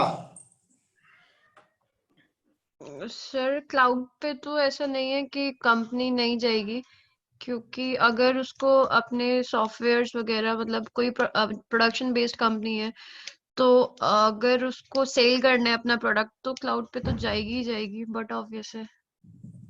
देखो, जो भी आप लोगों के दिमाग में है है ना। वो एक जेन्युइन आंसर नहीं है कि क्लाउड पे क्यों नहीं जा रही है। जो लोग कहते हैं सिक्योर नहीं हो तो कह रहे हैं, मैं तो कहता हूं गलत है। सिक्योरिटी अगर आप सच में चाहते हो ना तो मैं कहता हूं इंटरनेट ही मत चलाओ, तो ही आप सिक्योर। अब मैं एसबीआई बैंक गया तो पता लगता है उसके सिस्टम में इंटरनेट चल रहा है। भाई कहाँ का सिक्योर है तू बता ना मुझे। तूने लेयर्स लगाए होंगे ना सिक्योरिटी करने के लिए, सिक्योरिटी के कंप्लायंस फायरवॉल लगाए होंगे ना। इंटरनेट आ गया इसका मतलब कहीं ना कहीं से तो जहां से इंटरनेट आया वो कहां है, पब्लिक ही है, तो हैकर भी तो आ सकता है। सिक्योरिटी का मतलब होता है इंटरनेट ही मत चलाइए। अब मैं आपको बताता हूं कि 25% कौन सी कंपनी है जो क्लाउड पे नहीं जाती। पहली बात तो जो खुद अपने आप में क्लाउड प्रोवाइडर बनना चाहते हैं वो नहीं जाते, जस्ट लाइक माइक्रोसॉफ्ट, गूगल। वो कहते हैं मैं खुद ही बिजनेस कर रहा हूं, मैं क्यों किसी को उसमें जाऊं। दूसरी चीज जो सबसे बड़ा रीजन बता रहा हूं क्लाउड पे नहीं जाने का, मार्केट में कुछ ऐसे सर्विस प्रोवाइडर हैं जैसे HCL, Wipro, TCS, Infosys, Accenture, NIC। इनके पास जो क्लाइंट है ना वो नॉन टेक्निकल बैठे हैं। जैसे NIC की बात करो तो NIC जो है वो इंडियन रेलवे का पूरा डेटा सेंटर मैनेज करते हैं। इंडियन रेलवे छोड़ दीजिए, इंडिया का पूरा डेटा सेंटर मैनेज करते है ना। तो NIC इंडियन गवर्नमेंट के रेलवे का और पूरा बैंकिंग सेक्टर भी देख रहा है। इंडियन गवर्नमेंट कौन है, टेक्निकल है नॉन टेक्निकल है? Non technical. तो NIC कभी सोल्यूशन नहीं देता इंडियन गवर्नमेंट को कि आप क्लाउड पे चलिए। क्यों नहीं देता, रीजन बताता हूं। अगर NIC इंडियन गवर्नमेंट को बोले कि आपका नॉर्थ ईस्ट का जो रेलवे का डेटा सेंटर है ना उसको मैनेज करने के लिए 5000 मैन पावर चाहिए, ये कोटेशन है, इसको अप्रूव करिए, करेगा कि नहीं करेगा? तो मैं कहता हूं NIC ने इंडियन गवर्नमेंट से पर मैन पावर पे 80,000 का पेमेंट लिया और जो हायर किया उसको 35,000 दे रहा है। तो NIC को प्रॉफिट हुआ कि नहीं हुआ साइड से? कल को NIC इंडियन गवर्नमेंट को बोलता है कि आपका ये जो रेलवे का डेटा सेंटर में जो हार्डवेयर है ना रिप्लेस करना पड़ेगा, नहीं तो फट जाएगा, अप्रूव करिए कोटेशन 20 करोड़ का, करेगा नहीं करेगा? उससे NIC की कमाई होगी कि नहीं होगी? तो NIC जाने ही नहीं देगा उसको। NIC क्या बोलेगा पता है, जो AWS देता है ना, मैं बड़ी बिल्डिंग में वो वर्चुअली लगाकर, ये लो मैंने नाम दे दिया मेघराज क्लाउड। यही काम करता है इरेक्शन, यही काम कर रहा है इरेक्शन सर। इरेक्शन की जो क्लाइंट्स है नॉन टेक्निकल है। इरेक्शन तो कहता है कि कहां जाओगे क्लाउड में, क्लाउड में मिलता है क्या, वर्चुअलाइज मिलती है ना। मैं आप इरेक्शन क्या बोलता है, अच्छा वर्चुअलाइज चीजें मिलती है ना, कहता है आपका जो डेटा सेंटर है ना, क्लाइंट को कहता है वो जो फिजिकल है ना, मैं इसके ऊपर ना VMware ओपनस्टैक डाल के वर्चुअल बनाकर लो मैं आपको ना क्लाउड की तरह दे रहा हूं। और बोला क्या, इरेक्शन क्लाउड। क्लाइंट को ना गुमराह कर रहे हैं लोग अपनी रोटी सेकने के लिए। उतनी कमाई थोड़ी होगी अगर NIC लगवा देगा डेटा सेंटर क्लाउड AWS पे तो, क्योंकि भाई लीगल एक्शन, लीगल के साथ बिलिंग निकाल के देनी पड़ेगी। समझ आ रही है मेरी बात आपको? तो नॉन टेक्निकल जो अब क्या है कि नॉन टेक्निकल क्लाइंट्स विश्वास उन्हीं के साथ करते हैं जिसके साथ लॉन्ग टाइम से बने हुए हैं। तो एक ये रीजन है। अब सवाल पता है यहाँ पर क्या होता है, इरेक्शन ने चलो साउथ अफ्रीका में अपने क्लाइंट के लिए फिजिकल डेटा सेंटर के ऊपर वर्चुअल लेयर खड़ा करके ओपनस्टैक डाल के एक लोकल क्लाउड बनाकर दे भी दिया। लेकिन अब क्लाइंट बोलता है कि मैं सिंगापुर जा रहा हूं, तो इरेक्शन क्या बोलता है पता है, गिव मी 6 मंथ, 6 महीने का टाइम मांगा उसने। क्यों? साला तू सिंगापुर पे जाएगा, अब लगाएगा तब देगा। लेकिन AWS वाला बोलता पहले से लगा हुआ है, माइक्रोसॉफ्ट एजूर वाला बोलता पहले से लगा हुआ। तो कौन बेस्ट हुआ? यहां तक भी नहीं। अब देखो NIC और इरेक्शन क्या बोलता है, इरेक्शन कहता है एयरटेल के लिए ना मैंने ना नोएडा में एक बिल्डिंग है, गुड़गांव में एक बिल्डिंग है, बिल्डिंग के अंदर मैं एयरटेल के लिए डेडिकेट लगा के दिया, उसमें सिर्फ एयरटेल का ही सर्वर होता है, फिजिकल पूरा एयरटेल का ही है, उसमें SBI वाले नहीं आते, उसमें ओला वाले नहीं आते। तो मतलब डेडिकेट है एयरटेल के लिए। कौन बोल रहा है? इरेक्शन बोल रहा है। किसको बोल रहा है? एयरटेल से बोल रहा है ना। NIC इंडियन गवर्नमेंट के रेलवे से क्या बोलता है कि मैं आपके लिए ना ये न्यू दिल्ली में एक बिल्डिंग के अंदर आपका डेटा सेंटर लगाया, इसमें कोई नहीं आएगा। मतलब एक डेडिकेट वर्ल्ड लेवल पे खेल रहे हैं लोग, किस पे? World level. अब AWS पता क्या बोलता है, कहते बता तो कौन सा गवर्नमेंट है, कहाँ पे डेडिकेट लगाना, सब लगा के दूंगा। AWS ने जो अपना डेटा सेंटर मुंबई पे लगाया है इंडिया वालों के लिए, वहां पे आप भी जाते हो, मैं भी जाता हूँ, बैंक वाला भी चला जाता है, रेलवे वाला, सब लोग जा सकते हैं ना। हमारा बैंक, हमारा रेलवे क्यों नहीं जा रहा है? इसलिए नहीं जा रहा क्योंकि सब लोग जा रहे हैं।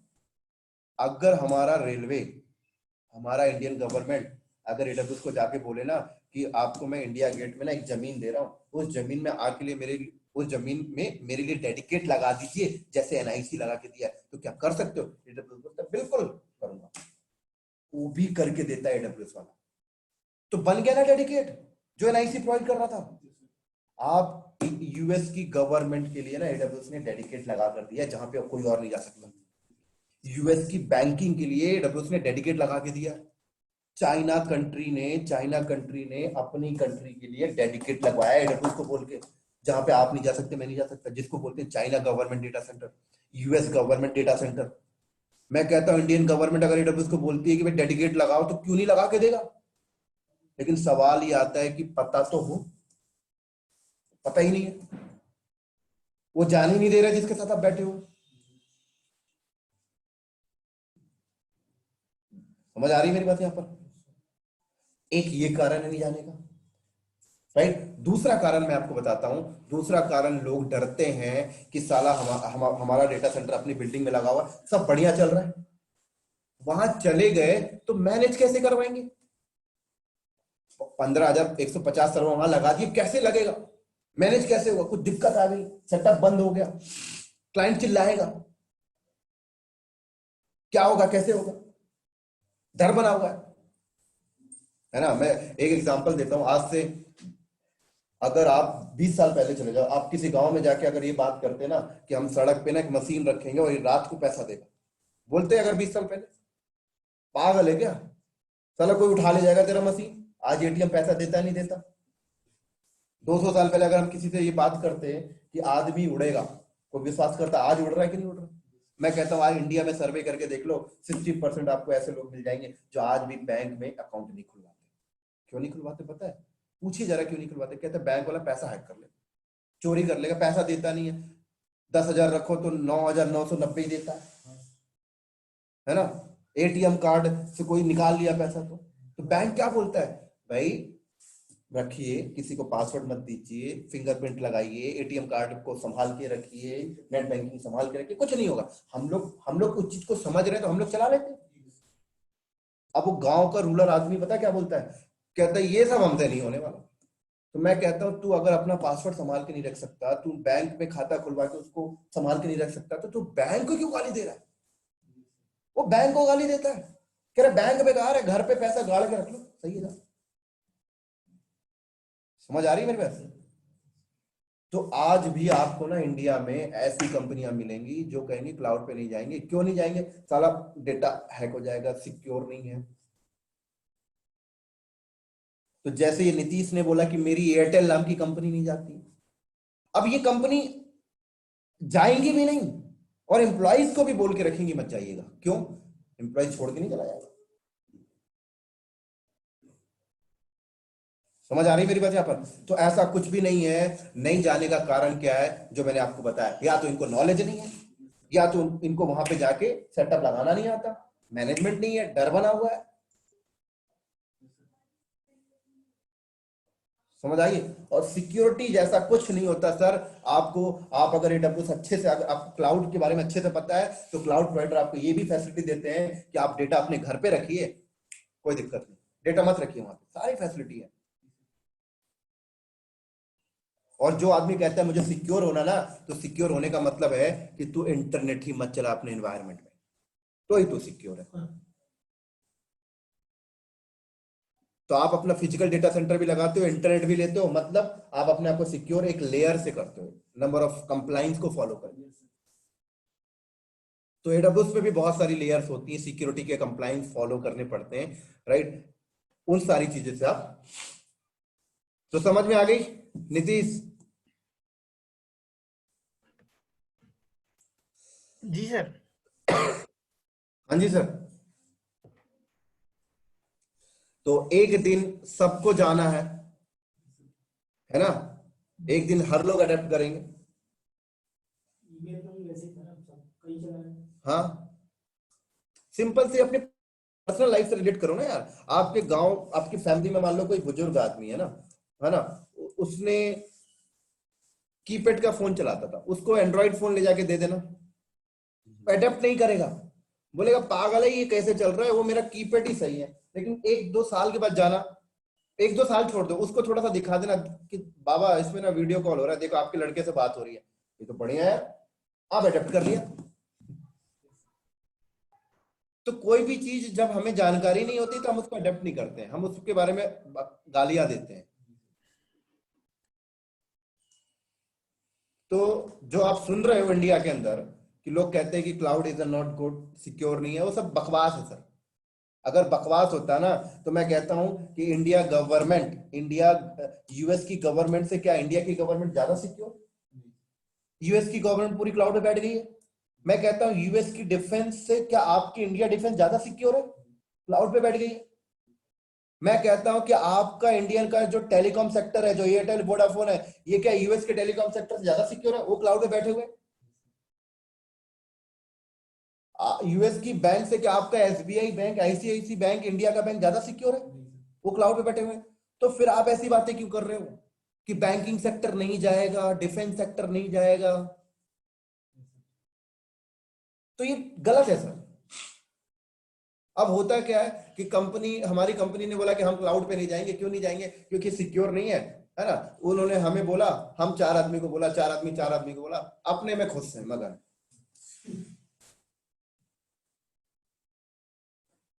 तो ये एक नई अपॉर्चुनिटी है सर। आपको डिसाइड करना है कि आपको करियर कहां लेके जाना। तो ले देके समझाने का मतलब मेरा ये था कि इंफ्रास्ट्रक्चर की प्रॉब्लम कंपनी सॉल्व कर रही है, कहां जाके? क्लाउड पे। हाँ, आपके पास बहुत पैसा है, आपको कोई फर्क नहीं पड़ता, तो ठीक है भाई, चलाइए। तो ये भी नहीं कहूंगा कि 100% जाएंगे, बट आपको डिसाइड करना है भाई आपको अपना करियर कहां पे लेके जाना। ठीक है, तो क्लाउड के आने से सिर्फ एक ही फायदा हुआ कंपनी को कि इंफ्रास्ट्रक्चर जैसी प्रॉब्लम हमारी सॉल्व हो गई, और कोई फायदा नहीं है क्लाउड के आने से। क्या फायदा है सर? इंफ्रास्ट्रक्चर की प्रॉब्लम सॉल्व हो गई। लेकिन एक प्रॉब्लम और बनी हुई थी। अब वो प्रॉब्लम क्या था? हम ये सब कुछ सॉफ्टवेयर बनाने के लिए कर रहे थे, हमने चलो इंफ्रा लगा लिया क्लाउड पे, राइट? अब क्या हो रहा था कि मान लो ये चाहे लोकल हो चाहे क्लाउड पे हो, है ना, बना तो हम सॉफ्टवेयर बनाने के लिए ही लगाया गया ना। अब मान लो यहां पर एक कंपनी है आईबीएम नाम की। अब यहां पर क्या है? आईबीएम नाम की एक कंपनी है ना। अब यहां पर मान लो एक माइक्रोसॉफ्ट नाम की कंपनी है। अब ये माइक्रोसॉफ्ट नाम की कंपनी ने विंडोज सर्वर 2019 बनाया, है ना, आईबीएम को दे दिया। आईबीएम ने क्या किया? अपने प्रोडक्शन में 2019 को इंस्टॉल करके उसके ऊपर एक एप्लीकेशन चला रही थी, लेकिन एप्लीकेशन में तो दिक्कत आ रही है। तो आईबीएम किसको फोन करेगा? आईबीएम किसको फोन करेगा सर? माइक्रोसॉफ्ट को। माइक्रोसॉफ्ट बोलेगा कि मैं आपको ना विंडोज सर्वर 2019.1 एक नया वर्जन रिलीज करती हूँ, उसको अपग्रेड कर लीजिएगा, प्रॉब्लम सॉल्व हो जाएगी। ठीक है, ये बोल दिया। लेकिन माइक्रोसॉफ्ट की टीम क्या कर रही थी? कोडिंग मैनुअल कर रहे थे।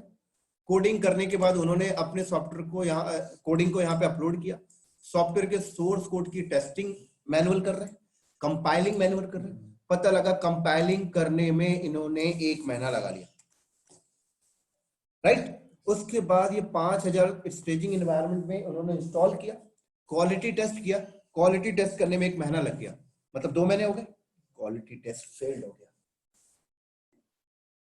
फिर डेवलपर के पास जाएगा, फिर प्रोसेस चलेगा, फिर क्वालिटी टेस्ट चलेगी। पता लगा 2 महीने और लग गया, 4 महीने हो गए एक वर्जन को रिलीज करने में। सब मैनुअल हो रहा है। पता लगा कि 4 महीने के बाद पता लगा कि अब परफेक्ट है। अब प्रोडक्शन में डाला गया, प्रोडक्शन में डालने में 1 महीना लग गया, मतलब टोटल कितने महीने हो गए? 5 महीने। 5 महीने के बाद इस आईबीएम के पास विंडोज सर्वर 2019.1 माइक्रोसॉफ्ट ने दिया, मतलब 5 महीने से आईबीएम वेट कर रहा था।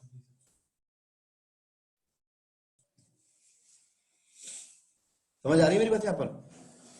तो कंपनी ने बोला यार इंफ्रास्ट्रक्चर की प्रॉब्लम तो सॉल्व हो गई है, लेकिन ये प्रोसेस की प्रॉब्लम कैसे सॉल्व करें? ये जो मैनुअल हो रहा है इसको खत्म किया जाए। तो एक ही बात आती है कि भाई एक काम करिए, इंसान काम कर रहा है ना यहाँ पर, तो इंसान काम करेगा तो भाई टाइम तो लगेगा ही, इंसानों से भी लेजी होता है। तो कहा गया कि ऑटोमेशन टूल लाइए, इंसान की जगह जो इंसान कर रहा है ना मैनुअल, वहां पर टूल्स ले आइए। तो ठीक है भाई, यहाँ पर डेवलपर को दिक्कत होता था अपना सोर्स कोड को, वर्जन को मेंटेन करने के लिए। तो कंपनी ने बोला एक काम करो, हर एक डेवलपर के सिस्टम में गिट इंस्टॉल कर दो। तो गिट के थ्रू वो लोग अपना वर्जन कंट्रोल मैनेज कर लेंगे, राइट। डेव सर्वर की जगह कंपनी ने गिटहब का इस्तेमाल कर लिया। कंपनी ने बोला कि अच्छा, सोर्स कोड की टेस्टिंग मैनुअल ना करके कंपनी ने सोर्स कोड टेस्टिंग के टूल यूज कर लिए। एन नंबर ऑफ टूल्स होते हैं, जैसे सोनार की। कंपनी ने बोला अच्छा, कंपाइलिंग कैसे किया, कंपनी ने मेवेन को इस्तेमाल कर लिया, मेवेन टूल के थ्रू कंपाइलिंग कर, एन नंबर ऑफ एस बताऊंगा। समझ आ रही मेरी बात? यहां पर कोको कोला सुना है? कोको कोला पिया है? स्प्राइट, थम्स अप, ये सब अल्टरनेट, सब कोल्ड ड्रिंक ही है, सब बताऊंगा। समझ आ गई मेरी बात यहां पर? तो कंपनी ने मेवेन के थ्रू कंपाइलिंग कर लिया। अब सवाल आता है, ठीक है, कंपाइलिंग करेंगे, जब सॉफ्टवेयर बनता है तो स्टेजिंग एनवायरनमेंट में 5000 सर्वर है। अब 5000 सर्वर पे इंस्टॉल करने में टाइम लगता है ना, तो कंपनी बोला ऐसा कुछ लाओ कि एक बार में 5000 सर्वर पे इंस्टॉल हो जाए। तो कंपनी ने क्या किया, यहां पर एक और सर्वर रखा। अब सर्वर रखने के बाद कंपनी ने बोला इस पे डालो एनसेबल। तो एनसेबल के थ्रू सॉफ्टवेयर की डिप्लॉयमेंट करने लग गया। एनसेबल से पहले भी ऑटोमेशन था, scripting, shell script, Python script, but ये थोड़ा सा डिफिकल्टीज करता है आदमी को। एनसेबल बहुत इजी है, कहते हैं इसके थ्रू डिप्लॉयमेंट करो, तो एनसेबल के थ्रू डिप्लॉयमेंट होने लगा, राइट। अब पता लगता है ये 5000 सर्वर कहां है, तो 5000 सर्वर हो सकता है फिजिकल भी रखा हो, लेकिन नया जनरेशन आ गया, फिजिकल होगा नहीं। हो सकता है कई कंपनी फिजिकल रखी भी है ना, तो VMware के ऊपर VM बना के रखी है, ओपन स्टैक के ऊपर ओपन स्टैक पे रखी है। लेकिन नई जनरेशन की कंपनी क्या बोलती है, क्लाउड पे लगे। तो 5000 सर्वर कहां लगे, AWS क्लाउड पे। ये 10,000 सर्वर कहां लगे, AWS क्लाउड पे। कंपनी बोलती है यार 10,000 सर्वर, 5000 सर्वर AWS क्लाउड पे लगे हैं, तो इनके पैसे तो जा रहे हैं ना मंथली। कंपनी बोलती है रिसोर्सेस कम करो। क्या करो, रिसोर्सेस कम करो। तो रिसोर्स कम करने का क्या तरीका है, रिसोर्स कम करने के लिए मार्केट में माइक्रो सर्विसेज आ चुके हैं। वो माइक्रो सर्विसेज क्या है, डॉकर, कंटेनर। कहा जाता है डायरेक्ट VM पे मत चलाइए, कंटेनर पे चलाइए एप्लीकेशन, माइक्रो सर्विसेज। तो कंपनी ने क्या किया, स्टेजिंग एनवायरनमेंट में 5,000 सर्वर ना लेकर 50 सर्वर पे काम कर रही है। मतलब AWS में 50 सर्वर बने हैं बस, उनके ऊपर माइक्रो सर्विसेज क्या डाला, डॉकर डाल लिया, राइट। अब बात आती है, इन्होंने स्टेजिंग एनवायरनमेंट में भी डॉकर डाल लिया, प्रोडक्शन में भी डॉकर डाल लिया। क्लियर? तो मतलब इन्होंने पहले तो 50 सर्वर लिया होगा, अब वो 50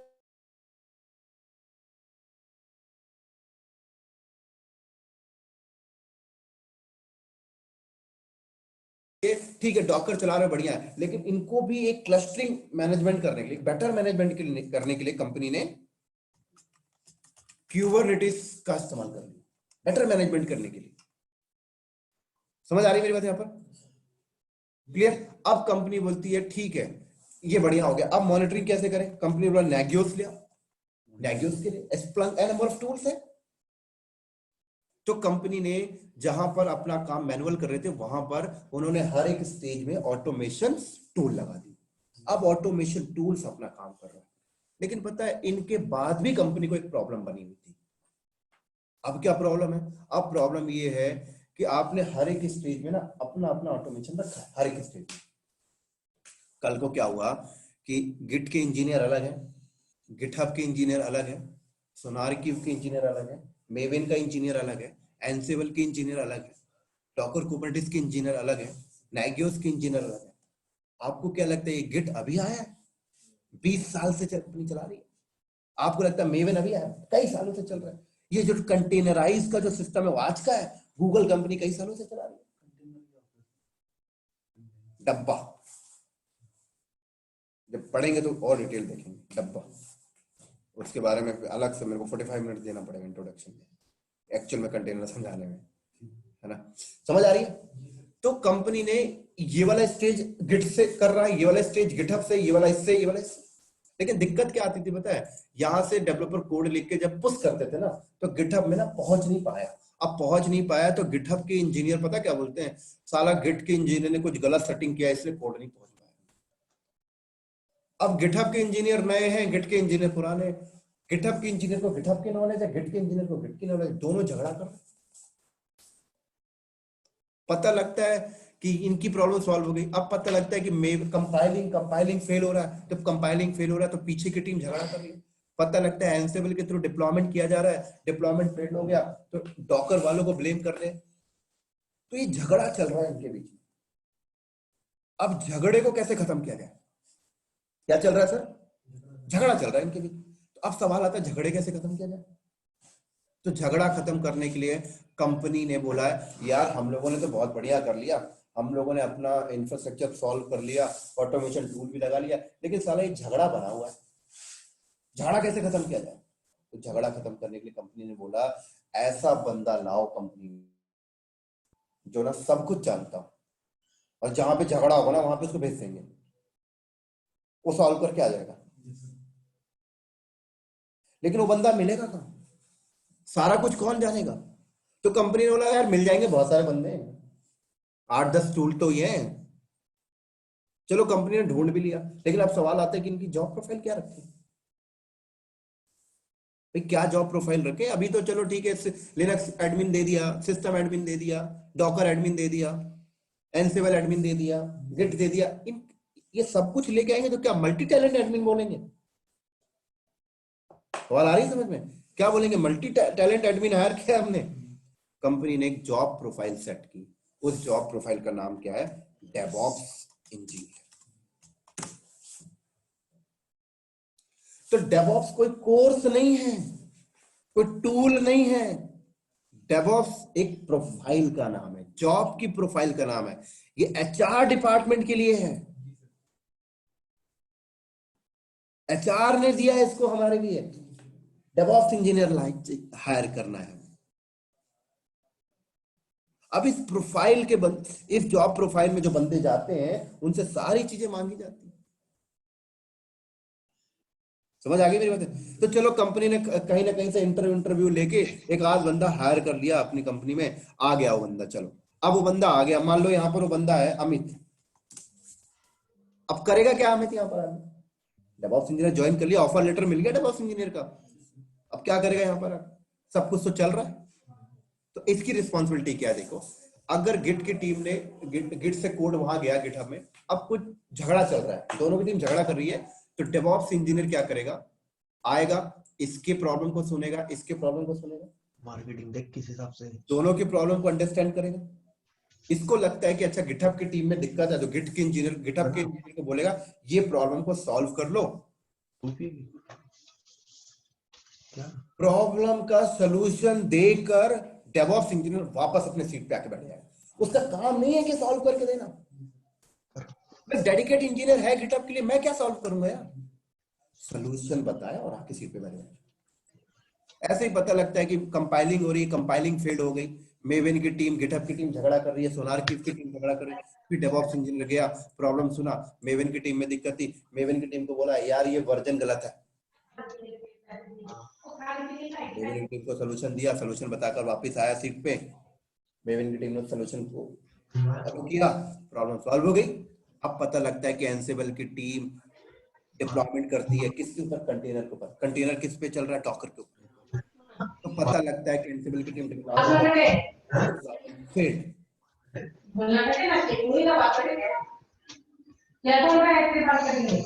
क्या हुआ? Deployment failed. अब एंसिबल और डॉकर वाले ले मेल पे मेल, बॉस को सीसी में रखे उसको, साला तुम मेल पे मेल खेल रहे हो, वहां क्लाइंट वेट कर रहा है कब आएगा सॉफ्टवेयर। समझ आ रही मेरी बात? यहां पर तो डेवऑप्स इंजीनियर पहुंचा, क्या प्रॉब्लम भाई? एंसिबल वाले की टीम की प्रॉब्लम देखा, पता लगता है कि साला तूने प्लेबुक में ना एक सिंटेक्स गलत लिखा था। तो एनसेबल के वाले को बताया कि इसको सॉल्व कर ले, उसने सॉल्व किया, चल गया। पता लगता है एनसेबल की टीम में दिक्कत नहीं था, डॉकर का जो वर्जन गलत था। डेवऑप्स इंजीनियर ने बताया भाई डॉकर की टीम को भाई ये वर्जन सही कर ले, उसने सही किया, प्रॉब्लम सॉल्व हो गई। पता लगता है ना ही एनसेबल की टीम में दिक्कत थी, ना ही डॉकर की टीम में दिक्कत थी, डॉकर के नीचे जो लिनक्स पड़ा हुआ था, साला वो लिनक्स का वर्जन गलत। समझ रहे हैं आप, समझ रहे हो? तो डेवऑप्स इंजीनियर ने बोला कि लिनक्स की टीम को बुलाइए, वो करेंगे। सोल्यूशन दिया, लिनक्स की टीम ने सही किया। अब पता लगता है कि ना ही एनसेबल में दिक्कत था, ना ही डॉकर में दिक्कत था, ना ही लिनक्स में दिक्कत था। पता लगता है कि जो वीएम है ना वो एडब्ल्यूएस में बनी, एडब्ल्यूएस में जो वीएम बना था उसमें दिक्कत। एडब्ल्यूएस की टीम को भी इन्वॉल्व किया। समझ आ रही मेरी बात यहां पर? तो मतलब ऐसा काम कौन कर सकता है जिसको सब चीज आती हो, राइट? इसके बाद पता लगता है कि साथ में कुबरनेटिस भी चल रहा था, तो हो सकता है कुबरनेटिस में दिक्कत हो। ऐसे ही पता लगता है नेगियोस में कुछ दिक्कत आ रहा, तो फिर डेवऑप्स इंजीनियर आया। तो डेवऑप्स इंजीनियर का काम क्या है? एक पुलिस वाले की तरह काम कर रहा है, इंस्पेक्टर। कि अभी कल 26 जनवरी है, कोई दंगा फसाद नहीं होना चाहिए, कुछ होगा तो पहला रोल उसका है। तो आपकी कंपनी सॉफ्टवेयर बना के बेच जो रही है ना, सॉफ्टवेयर बनने में कोई दिक्कत आया, सबसे पहला रोल तेरा है, तू रिपोर्ट करेगा क्या है दिक्कत है। फर्दर अगर कोई बड़ी प्रॉब्लम होगी तो फिर हम डॉकर की टीम से बात करेंगे, हम एनसेबल की टीम से बात करेंगे। तो डेवऑप्स इंजीनियर को इसलिए लाया जाता है कंपनी के अंदर। अब सवाल आता है कि डेवऑप्स इंजीनियर ने बोला यार ऐसे तो बार बार प्रॉब्लम आती रहती है, कुछ ऐसा कुछ कर दूं कि प्रॉब्लम और अपने आप मुझे डिटेक्ट हो जाए।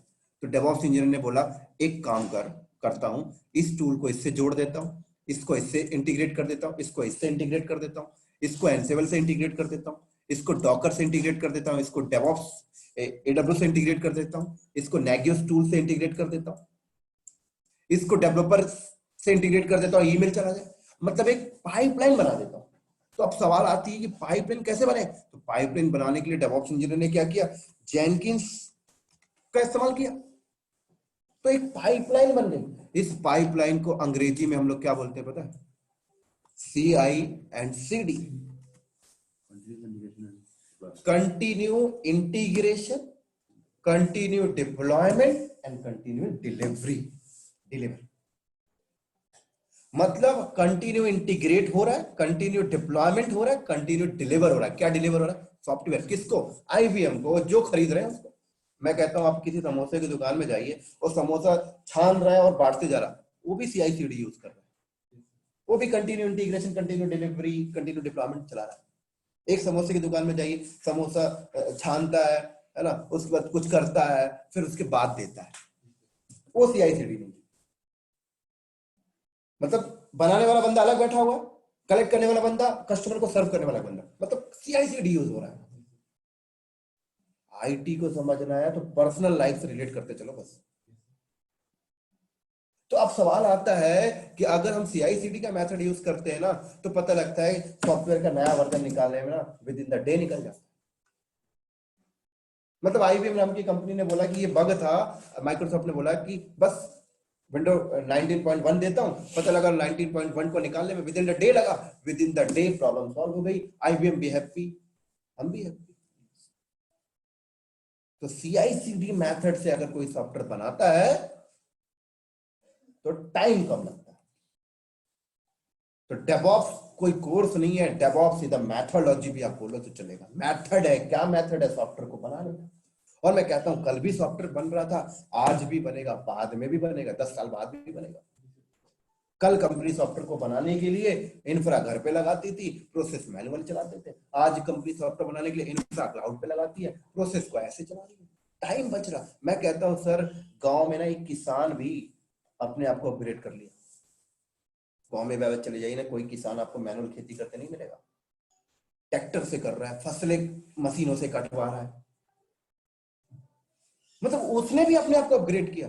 अब हम एक कंपनी है एयरटेल, बैठे हुए हैं अपने बिल्डिंग में डेटा सेंटर लगा ले, क्या दिक्कत है भाई? अपने बिल्डिंग में डेटा सेंटर लगा के बैठे हुए, लगा रखिए, कौन मना करने आ रहा है? आज भी गांव में किसान कुछ ऐसे मिल जाएंगे जो हल लेके हल जोत रहे। क्या रीजन हो सकता है? पैसा नहीं है भाई रिसोर्सेज के लिए। है ना, उसके पास पैसा नहीं है कि भाई ट्रैक्टर से हल खेत जुतवा सके। अब उससे जाके पूछिएगा जरा, ट्रैक्टर से तेरे में अपने अपने लिए ना 50 बेनिफिट बता देगा, और ट्रैक्टर से पैसा देना पड़ता है, वो जमीन को सही से नहीं खोदता है, वो कारण बताया ना। तो डिपेंड करता है आप किस लेवल पे जा रहे हैं। तो हर कंपनी अपने आप को अपग्रेड कर रही है। और सबसे मजे की बात तो पता है क्या है कि 95% दिल्ली एनसीआर में ना लोगों को पता ही नहीं कंपनी क्या कर रही है। बस क्या पता है, system admin, Linux admin, Windows admin, Cisco admin, ये एडमिन। अरे समझ तो कंपनी क्या कर रही है, कहां पे पासा पलट जाता है, और पासा पलट गया हम उसमें फंस भी गए, पहले ही पता चल चुका होता है ये प्रोसेस, टेंशन ही नहीं रहती।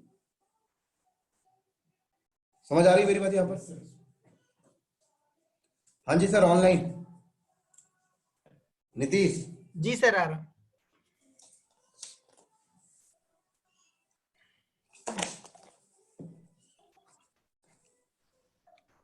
तो अब क्या हुआ पता है, कुछ कंपनियां ना इसका भी बेनिफिट उठाई। अभी गाड़ी यहां पे खत्म नहीं हुई, कुछ कंपनियों ने इसका भी बेनिफिट उठाया। क्या बेनिफिट? इस प्रोफाइल का भी बेनिफिट उठाया। कंपनी को पता है साला जिस बंदे को डेवऑप्स इंजीनियर पे आ रहा होगा ना, वो सारी चीज लेके आ रहा होगा अपने साथ।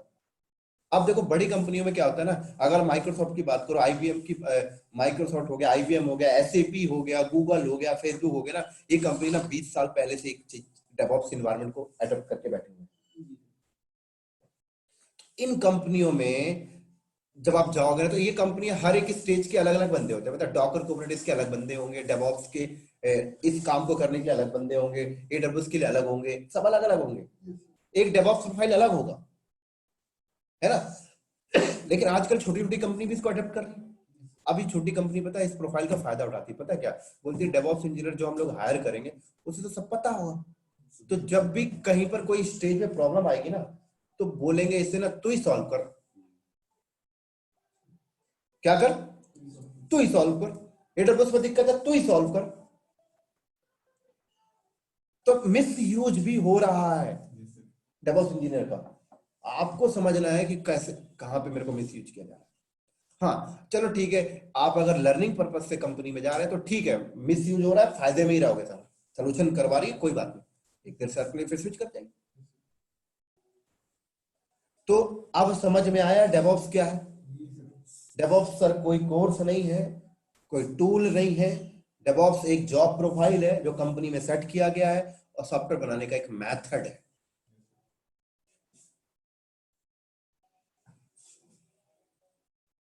समझ आ रही मेरी बात यहां पे?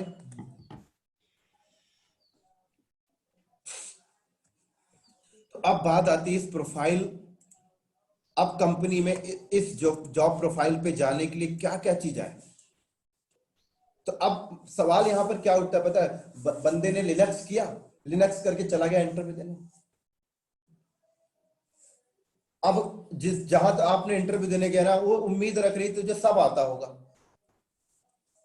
तो तेरे से और भी काम करा लेंगे। अब पता लगा लिनक्स को लेकर गए, अब क्लियर ही नहीं हो पाया वहां पर, उसे और चीज चाहिए था। पता लगा कि लिनक्स के साथ एडब्ल्यूएस भी कर लिया, तब भी क्लियर नहीं हुआ चीजें।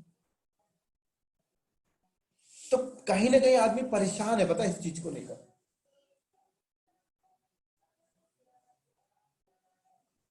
समझ आ गई? और यहां तक अगर आपने अपने और डेवऑप्स इंजीनियर को बनने के लिए सबसे जो मिनिमम चीजें जो है आज के टाइम में, वो क्या क्या आना चाहिए मैं आपको बता देता हूँ।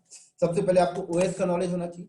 ओएस में आपको विंडोज पता होना चाहिए विथ लिनक्स, ज्यादातर लिनक्स पता हो तो ज्यादा अच्छी बात है, ठीक है। उसके बाद आपको एटलीस्ट क्लाउड के बारे में थोड़ा पता होना चाहिए, जैसे एडब्ल्यूएस या कोई अदर क्लाउड भी पता है तो अच्छी बात। ऐसे आपको वर्चुअलाइजेशन के एंड में आपको डॉकर पता होना चाहिए। इसके अल्टरनेट नहीं लिख रहा हूं, जो ज्यादा टूल यूज होते हैं उसके बारे में लिख रहा हूं, ये पता होना चाहिए कुबरनेटिस। ऐसे आपको ऑटोमेशन डिप्लॉयमेंट करने के लिए एंसिबल पता होना चाहिए। इसके अलावा अल्टरनेट, पपेट, सैप भी है, बट एंसिबल पता है तो दैट इज सफिशिएंट। पहले एंसिबल करिए, फिर जब आप कर ले तो बाद में चले जाइए, कोई दिक्कत नहीं। इसी तरीके से आपको गिट एंड गिटहब एटलीस्ट आपको पता होना चाहिए।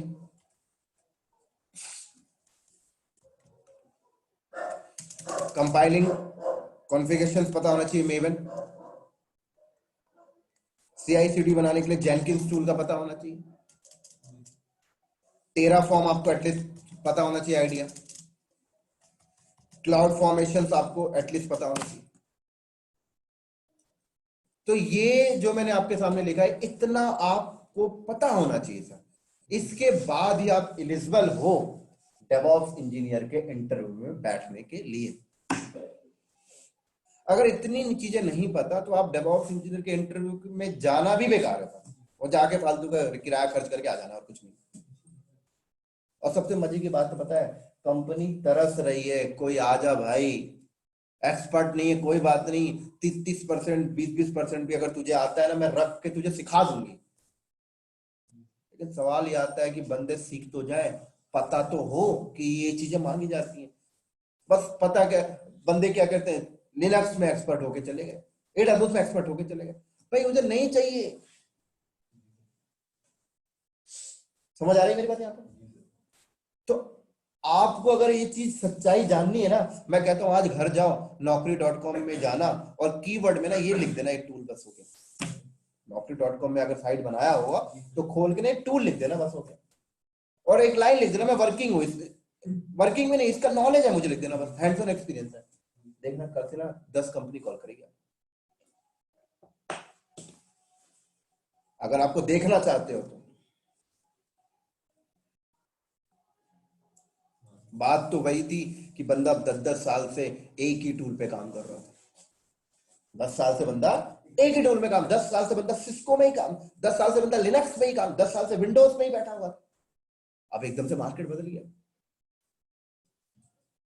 तो इसीलिए आईटी सेक्टर में रहना है तो टेक्नोलॉजी के हिसाब से चलना पड़ता है। कहते हैं ना कि बहता हुआ पानी अगर धीरे धीरे भी बहे उसकी वैल्यू है, ठहरा हुआ पानी तालाब में भी इकट्ठा हो जाए, समुद्र में भी इकट्ठा हो जाए, कोई वैल्यू नहीं, बदबू आती ठहरे हुए पानी से। तो सबसे मजे बात तो ये है कि ठहरा हुआ पानी उम्मीद भी करता है, खुशबू नहीं आ रही, तो सैलरी नहीं बढ़ रही। तो आपको अगर आईटी सेक्टर में रहना है तो आपको हर टेक्नोलॉजी से अवेयर होके चलना है। आपको पता करते रहना पड़ना चाहिए कि मार्केट में क्या चल रहा है, उसके हिसाब से आप उस पर लर्निंग करिए, हैंड्स ऑन एक्सपीरियंस करिए, लीजिए। अब कोई बंदा मेरे से बोलता है सर एक्सपीरियंस कहां से आएगा, बंदा मेरे से ऐसे बंदे आके बोलते हैं सर एक्सपीरियंस कहां से आएगा बताइए। अगर ये बात आप 10 साल पहले बोलो ना तो अच्छा लगता है। क्यों? क्योंकि 10 साल पहले आपको घर पे लैब करने के लिए ना राउटर नहीं मिल रहा था, आपको घर पे लैब करने के लिए 64 GB का सर्वर नहीं मिल रहा था। लेकिन आज आपके पास सर्वर है लैब करने। आज आप ये वर्ड मत बोलिए कि एक्सपीरियंस कहां से लाऊं, मैं प्रैक्टिकल एक्सपीरियंस, हर चीज रखी हुई है सर। आप अपनी कंपनी में काम कर रहे हैं, आपकी कंपनी में क्या होता है, मैं कहता हूं अपनी कंपनी के लॉजिक को यहां लगाइए ना, इंप्लीमेंटेशन करिए। और आजकल तो यार पूरे बने बनाए सब कुछ रखा हुआ है, सोर्स कोड उठा लीजिए, मतलब पूरा लाइव एक्सपीरियंस आप घर बैठ के ले सकते हैं। समझ आ रही मेरी बात यहाँ पर? तो हमें पूरे डेवऑप्स में यही करना पड़ता है कि पहले हम एक एक टूल के बारे में अंडरस्टैंड करते हैं, और जब हम एक टूल पूरे हर एक टूल को एक एक करके अंडरस्टैंड कर लेते हैं तो फिर हम क्या करते हैं, हम सारे टूल को एक दूसरे से इंटीग्रेट करते हैं, और सारे टूल को इंटीग्रेट करने के बाद फिर हम ना सोर्स कोड उठा के लाते हैं। अब हम डेवलपर तो नहीं है कि हम सोर्स कोड लिखेंगे, इंटरनेट पे जाइए सोर्स कोड मिल जाता है, सोर्स कोड को उठा के लाइए और एक सिस्टम में बैठ के ना पुश मारिए, कमिट करिए। जब आप सोर्स कोड को कमिट करेंगे तो आपका सोर्स कोड अपने आप यहां पहुंचना चाहिए, यहां से यहां पहुंचना चाहिए, कंपाइलिंग अपने आप होना चाहिए, कंपाइलिंग के बाद एनसीएल के पास अपने आप जाना चाहिए, डिप्लॉयमेंट होना चाहिए, डिप्लॉयमेंट यहां होना चाहिए, और डिप्लॉयमेंट के बाद सक्सेसफुल डिप्लॉयमेंट होना चाहिए, और डिप्लॉयमेंट हो गया तो आप बन गए डेवऑप्स इंजीनियर। जब आप पूरा टूल पढ़ के ये जो चीजें हैं, जब आप सोर्स कोड उठा के डिप्लॉयमेंट करेंगे तो ऐसा नहीं यार कि एक बार में चल जाएगा, प्रॉब्लम आएगी, गिट में प्रॉब्लम आएगी, प्रॉब्लम को आइडेंटिफाई करोगे घर पे बैठ के, रात 2-2 बजे रात तक देखोगे साला क्या फंस रहा है, कलीग से बात करोगे भाई ये दिक्कत आ रही है मेरे पास, भाई मेवन में फंस गया, भाई एनसिबल में आके अटक गया, भाई डॉकर में आके अटक गया, भाई कुबरनेटिस में आके अटक गया, भाई लिनक्स में अटक गया।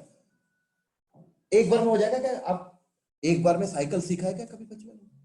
मतलब पता नहीं कितनी बार गिरा। तो जब आप ये पढ़ के पाइपलाइन बनाकर अपना डिप्लॉयमेंट कर लोगे ना, राइट, आपको ना कॉन्फिडेंस आएगा। उसके बाद फिर अपना इंटरव्यू चाहिए। पहला इंटरव्यू पास नहीं हुआ कोई बात नहीं, दूसरा नहीं हुआ कोई बात नहीं, तीसरा नहीं हुआ कोई बात नहीं, मैं कहता हूं 10 इंटरव्यू देके 11वां इंटरव्यू में ना आराम से सेलेक्ट हो।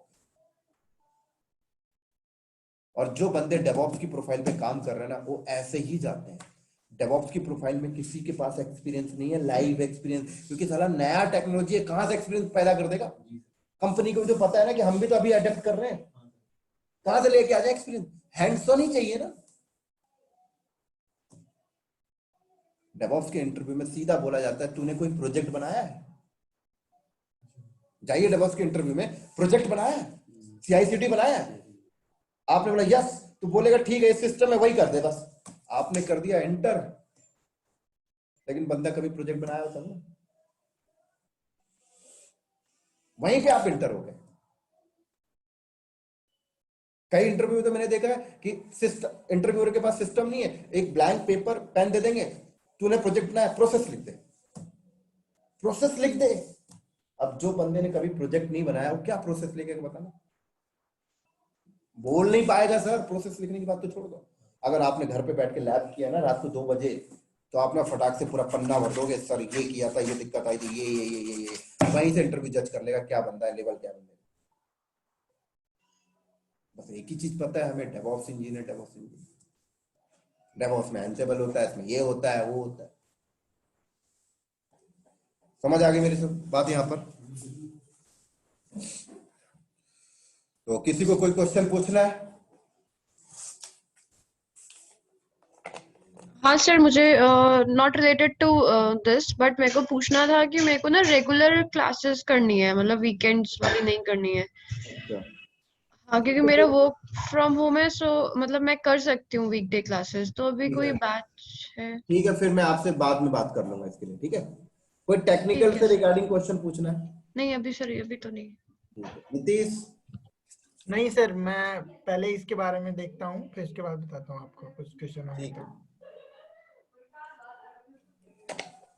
आपको सर, आप लोगों को क्लियर है? विशाल, कोई समस्या? डेवऑप्स है, आपने बता दिया प्रोफाइल। और एक होता है AWS में आता है सॉल्यूशन आर्किटेक्ट लेवल, उसके बाद में आता है डेवलपर एसोसिएट लेवल। उसका क्या काम है? उसमें भी तो CI/CD किसका? डेवलपर डेवलपर ऑपरेशन समथिंग होता है ना, हाँ। उसके बाद लेवल उसका क्या है? एसोसिएट लेवल ही होता है। उसमें भी आपका CI/CD और कुछ टॉपिक्स है, और बाकी AWS क्लाउड्स वगैरह है। क्लाउड मतलब सर्विसेज है। उसमें देखो क्या होता है कि AWS कहता है कि भाई मैं ना अपनी तरफ से CI/CD का टूल दे रहा हूँ, जिसमें आपको बैकएंड में कुछ कॉन्फ़िगर करने की जरूरत नहीं पड़ेगी, मेरा टूल ले लीजिए CI/CD का, है ना? तो वो अपना CI/CD टूल दे रहा है। लेकिन अगर आप सीधे AWS का CI/CD टूल यूज करो ना, आपको बैकएंड की चीजें पता नहीं चलेंगी कि हो क्या रहा है। मैं सिंपल सी बात है, मैं बात करूं, एक बंदा कभी कंप्यूटर देखा ही नहीं लाइफ में, ठीक है? वो सीधे AWS में मशीन बना ले, मशीन बना के दे दे, वो फीलिंग समझ पाएगा अंदर की? नहीं समझ पाएगा ना। तो वही चीज है, AWS अपना CI/CD टूल दे देता है, बना बनाया, पीछे प्लेटफॉर्म के साथ बना हुआ है, कह रहा मेरा ले लीजिए, बात खत्म। ये चीज है। तो ये जो टूल्स बताए आपने, हाँ। ये डिफरेंट वेंडर्स के डिफरेंट टूल्स है क्या? किस पे? लाइक AWS में डिफरेंट होगा जेनकिंस का? हाँ जी, हाँ जी, सब में अलग अलग में अलग होगा। हाँ, सब में अलग अलग है। लेकिन हम जो पढ़ेंगे वो पहले कोर लेवल की पढ़ेंगे, मतलब खुद से कॉन्फ़िगरेशन करना। जब आप खुद से कॉन्फ़िगरेशन को पढ़ लोगे तो फिर अदर, मैं कहता हूं कि कोल्ड ड्रिंक के बारे में समझ लो, फ्लेवर तो समझ में आ जाएगा सर। भाई बाइक चलाना सीख लो, फिर तो हीरो होंडा के भी चला लेंगे, सुजुकी के भी चला लेंगे, किसी का भी चला लेंगे। बाइक चलाने की पहले बात हो रही है, ये फ्लेवर है। समझ आ रही है मेरी बात यहाँ पर? ये टूल सारे ओपन सोर्स हैं? हाँ जी, सारे ओपन सोर्स है, कोई चार्जेस नहीं है। आप बताइए सर।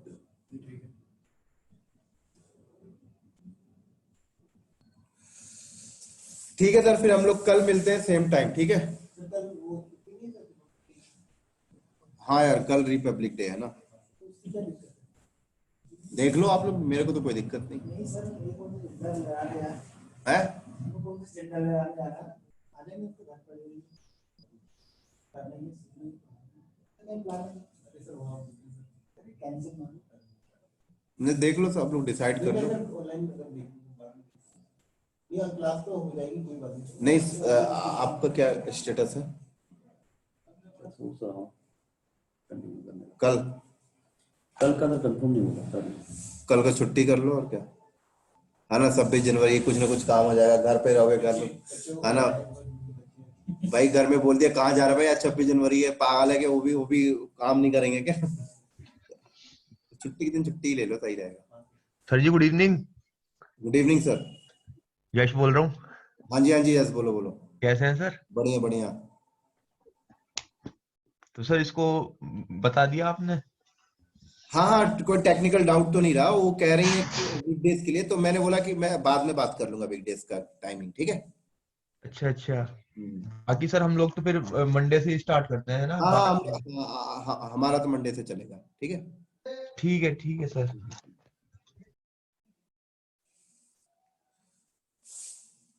ये रिकॉर्डिंग मैं यहीं पे कर देता हूँ, ठीक है सर? अब फिर हम लोग क्लास को डिस्कनेक्ट कर रहे हैं, आप लोग डिस्कनेक्ट हो सकते हैं ऑनलाइन, कोई दिक्कत नहीं। Okay sir. ठीक है, okay thank you sir. Okay okay.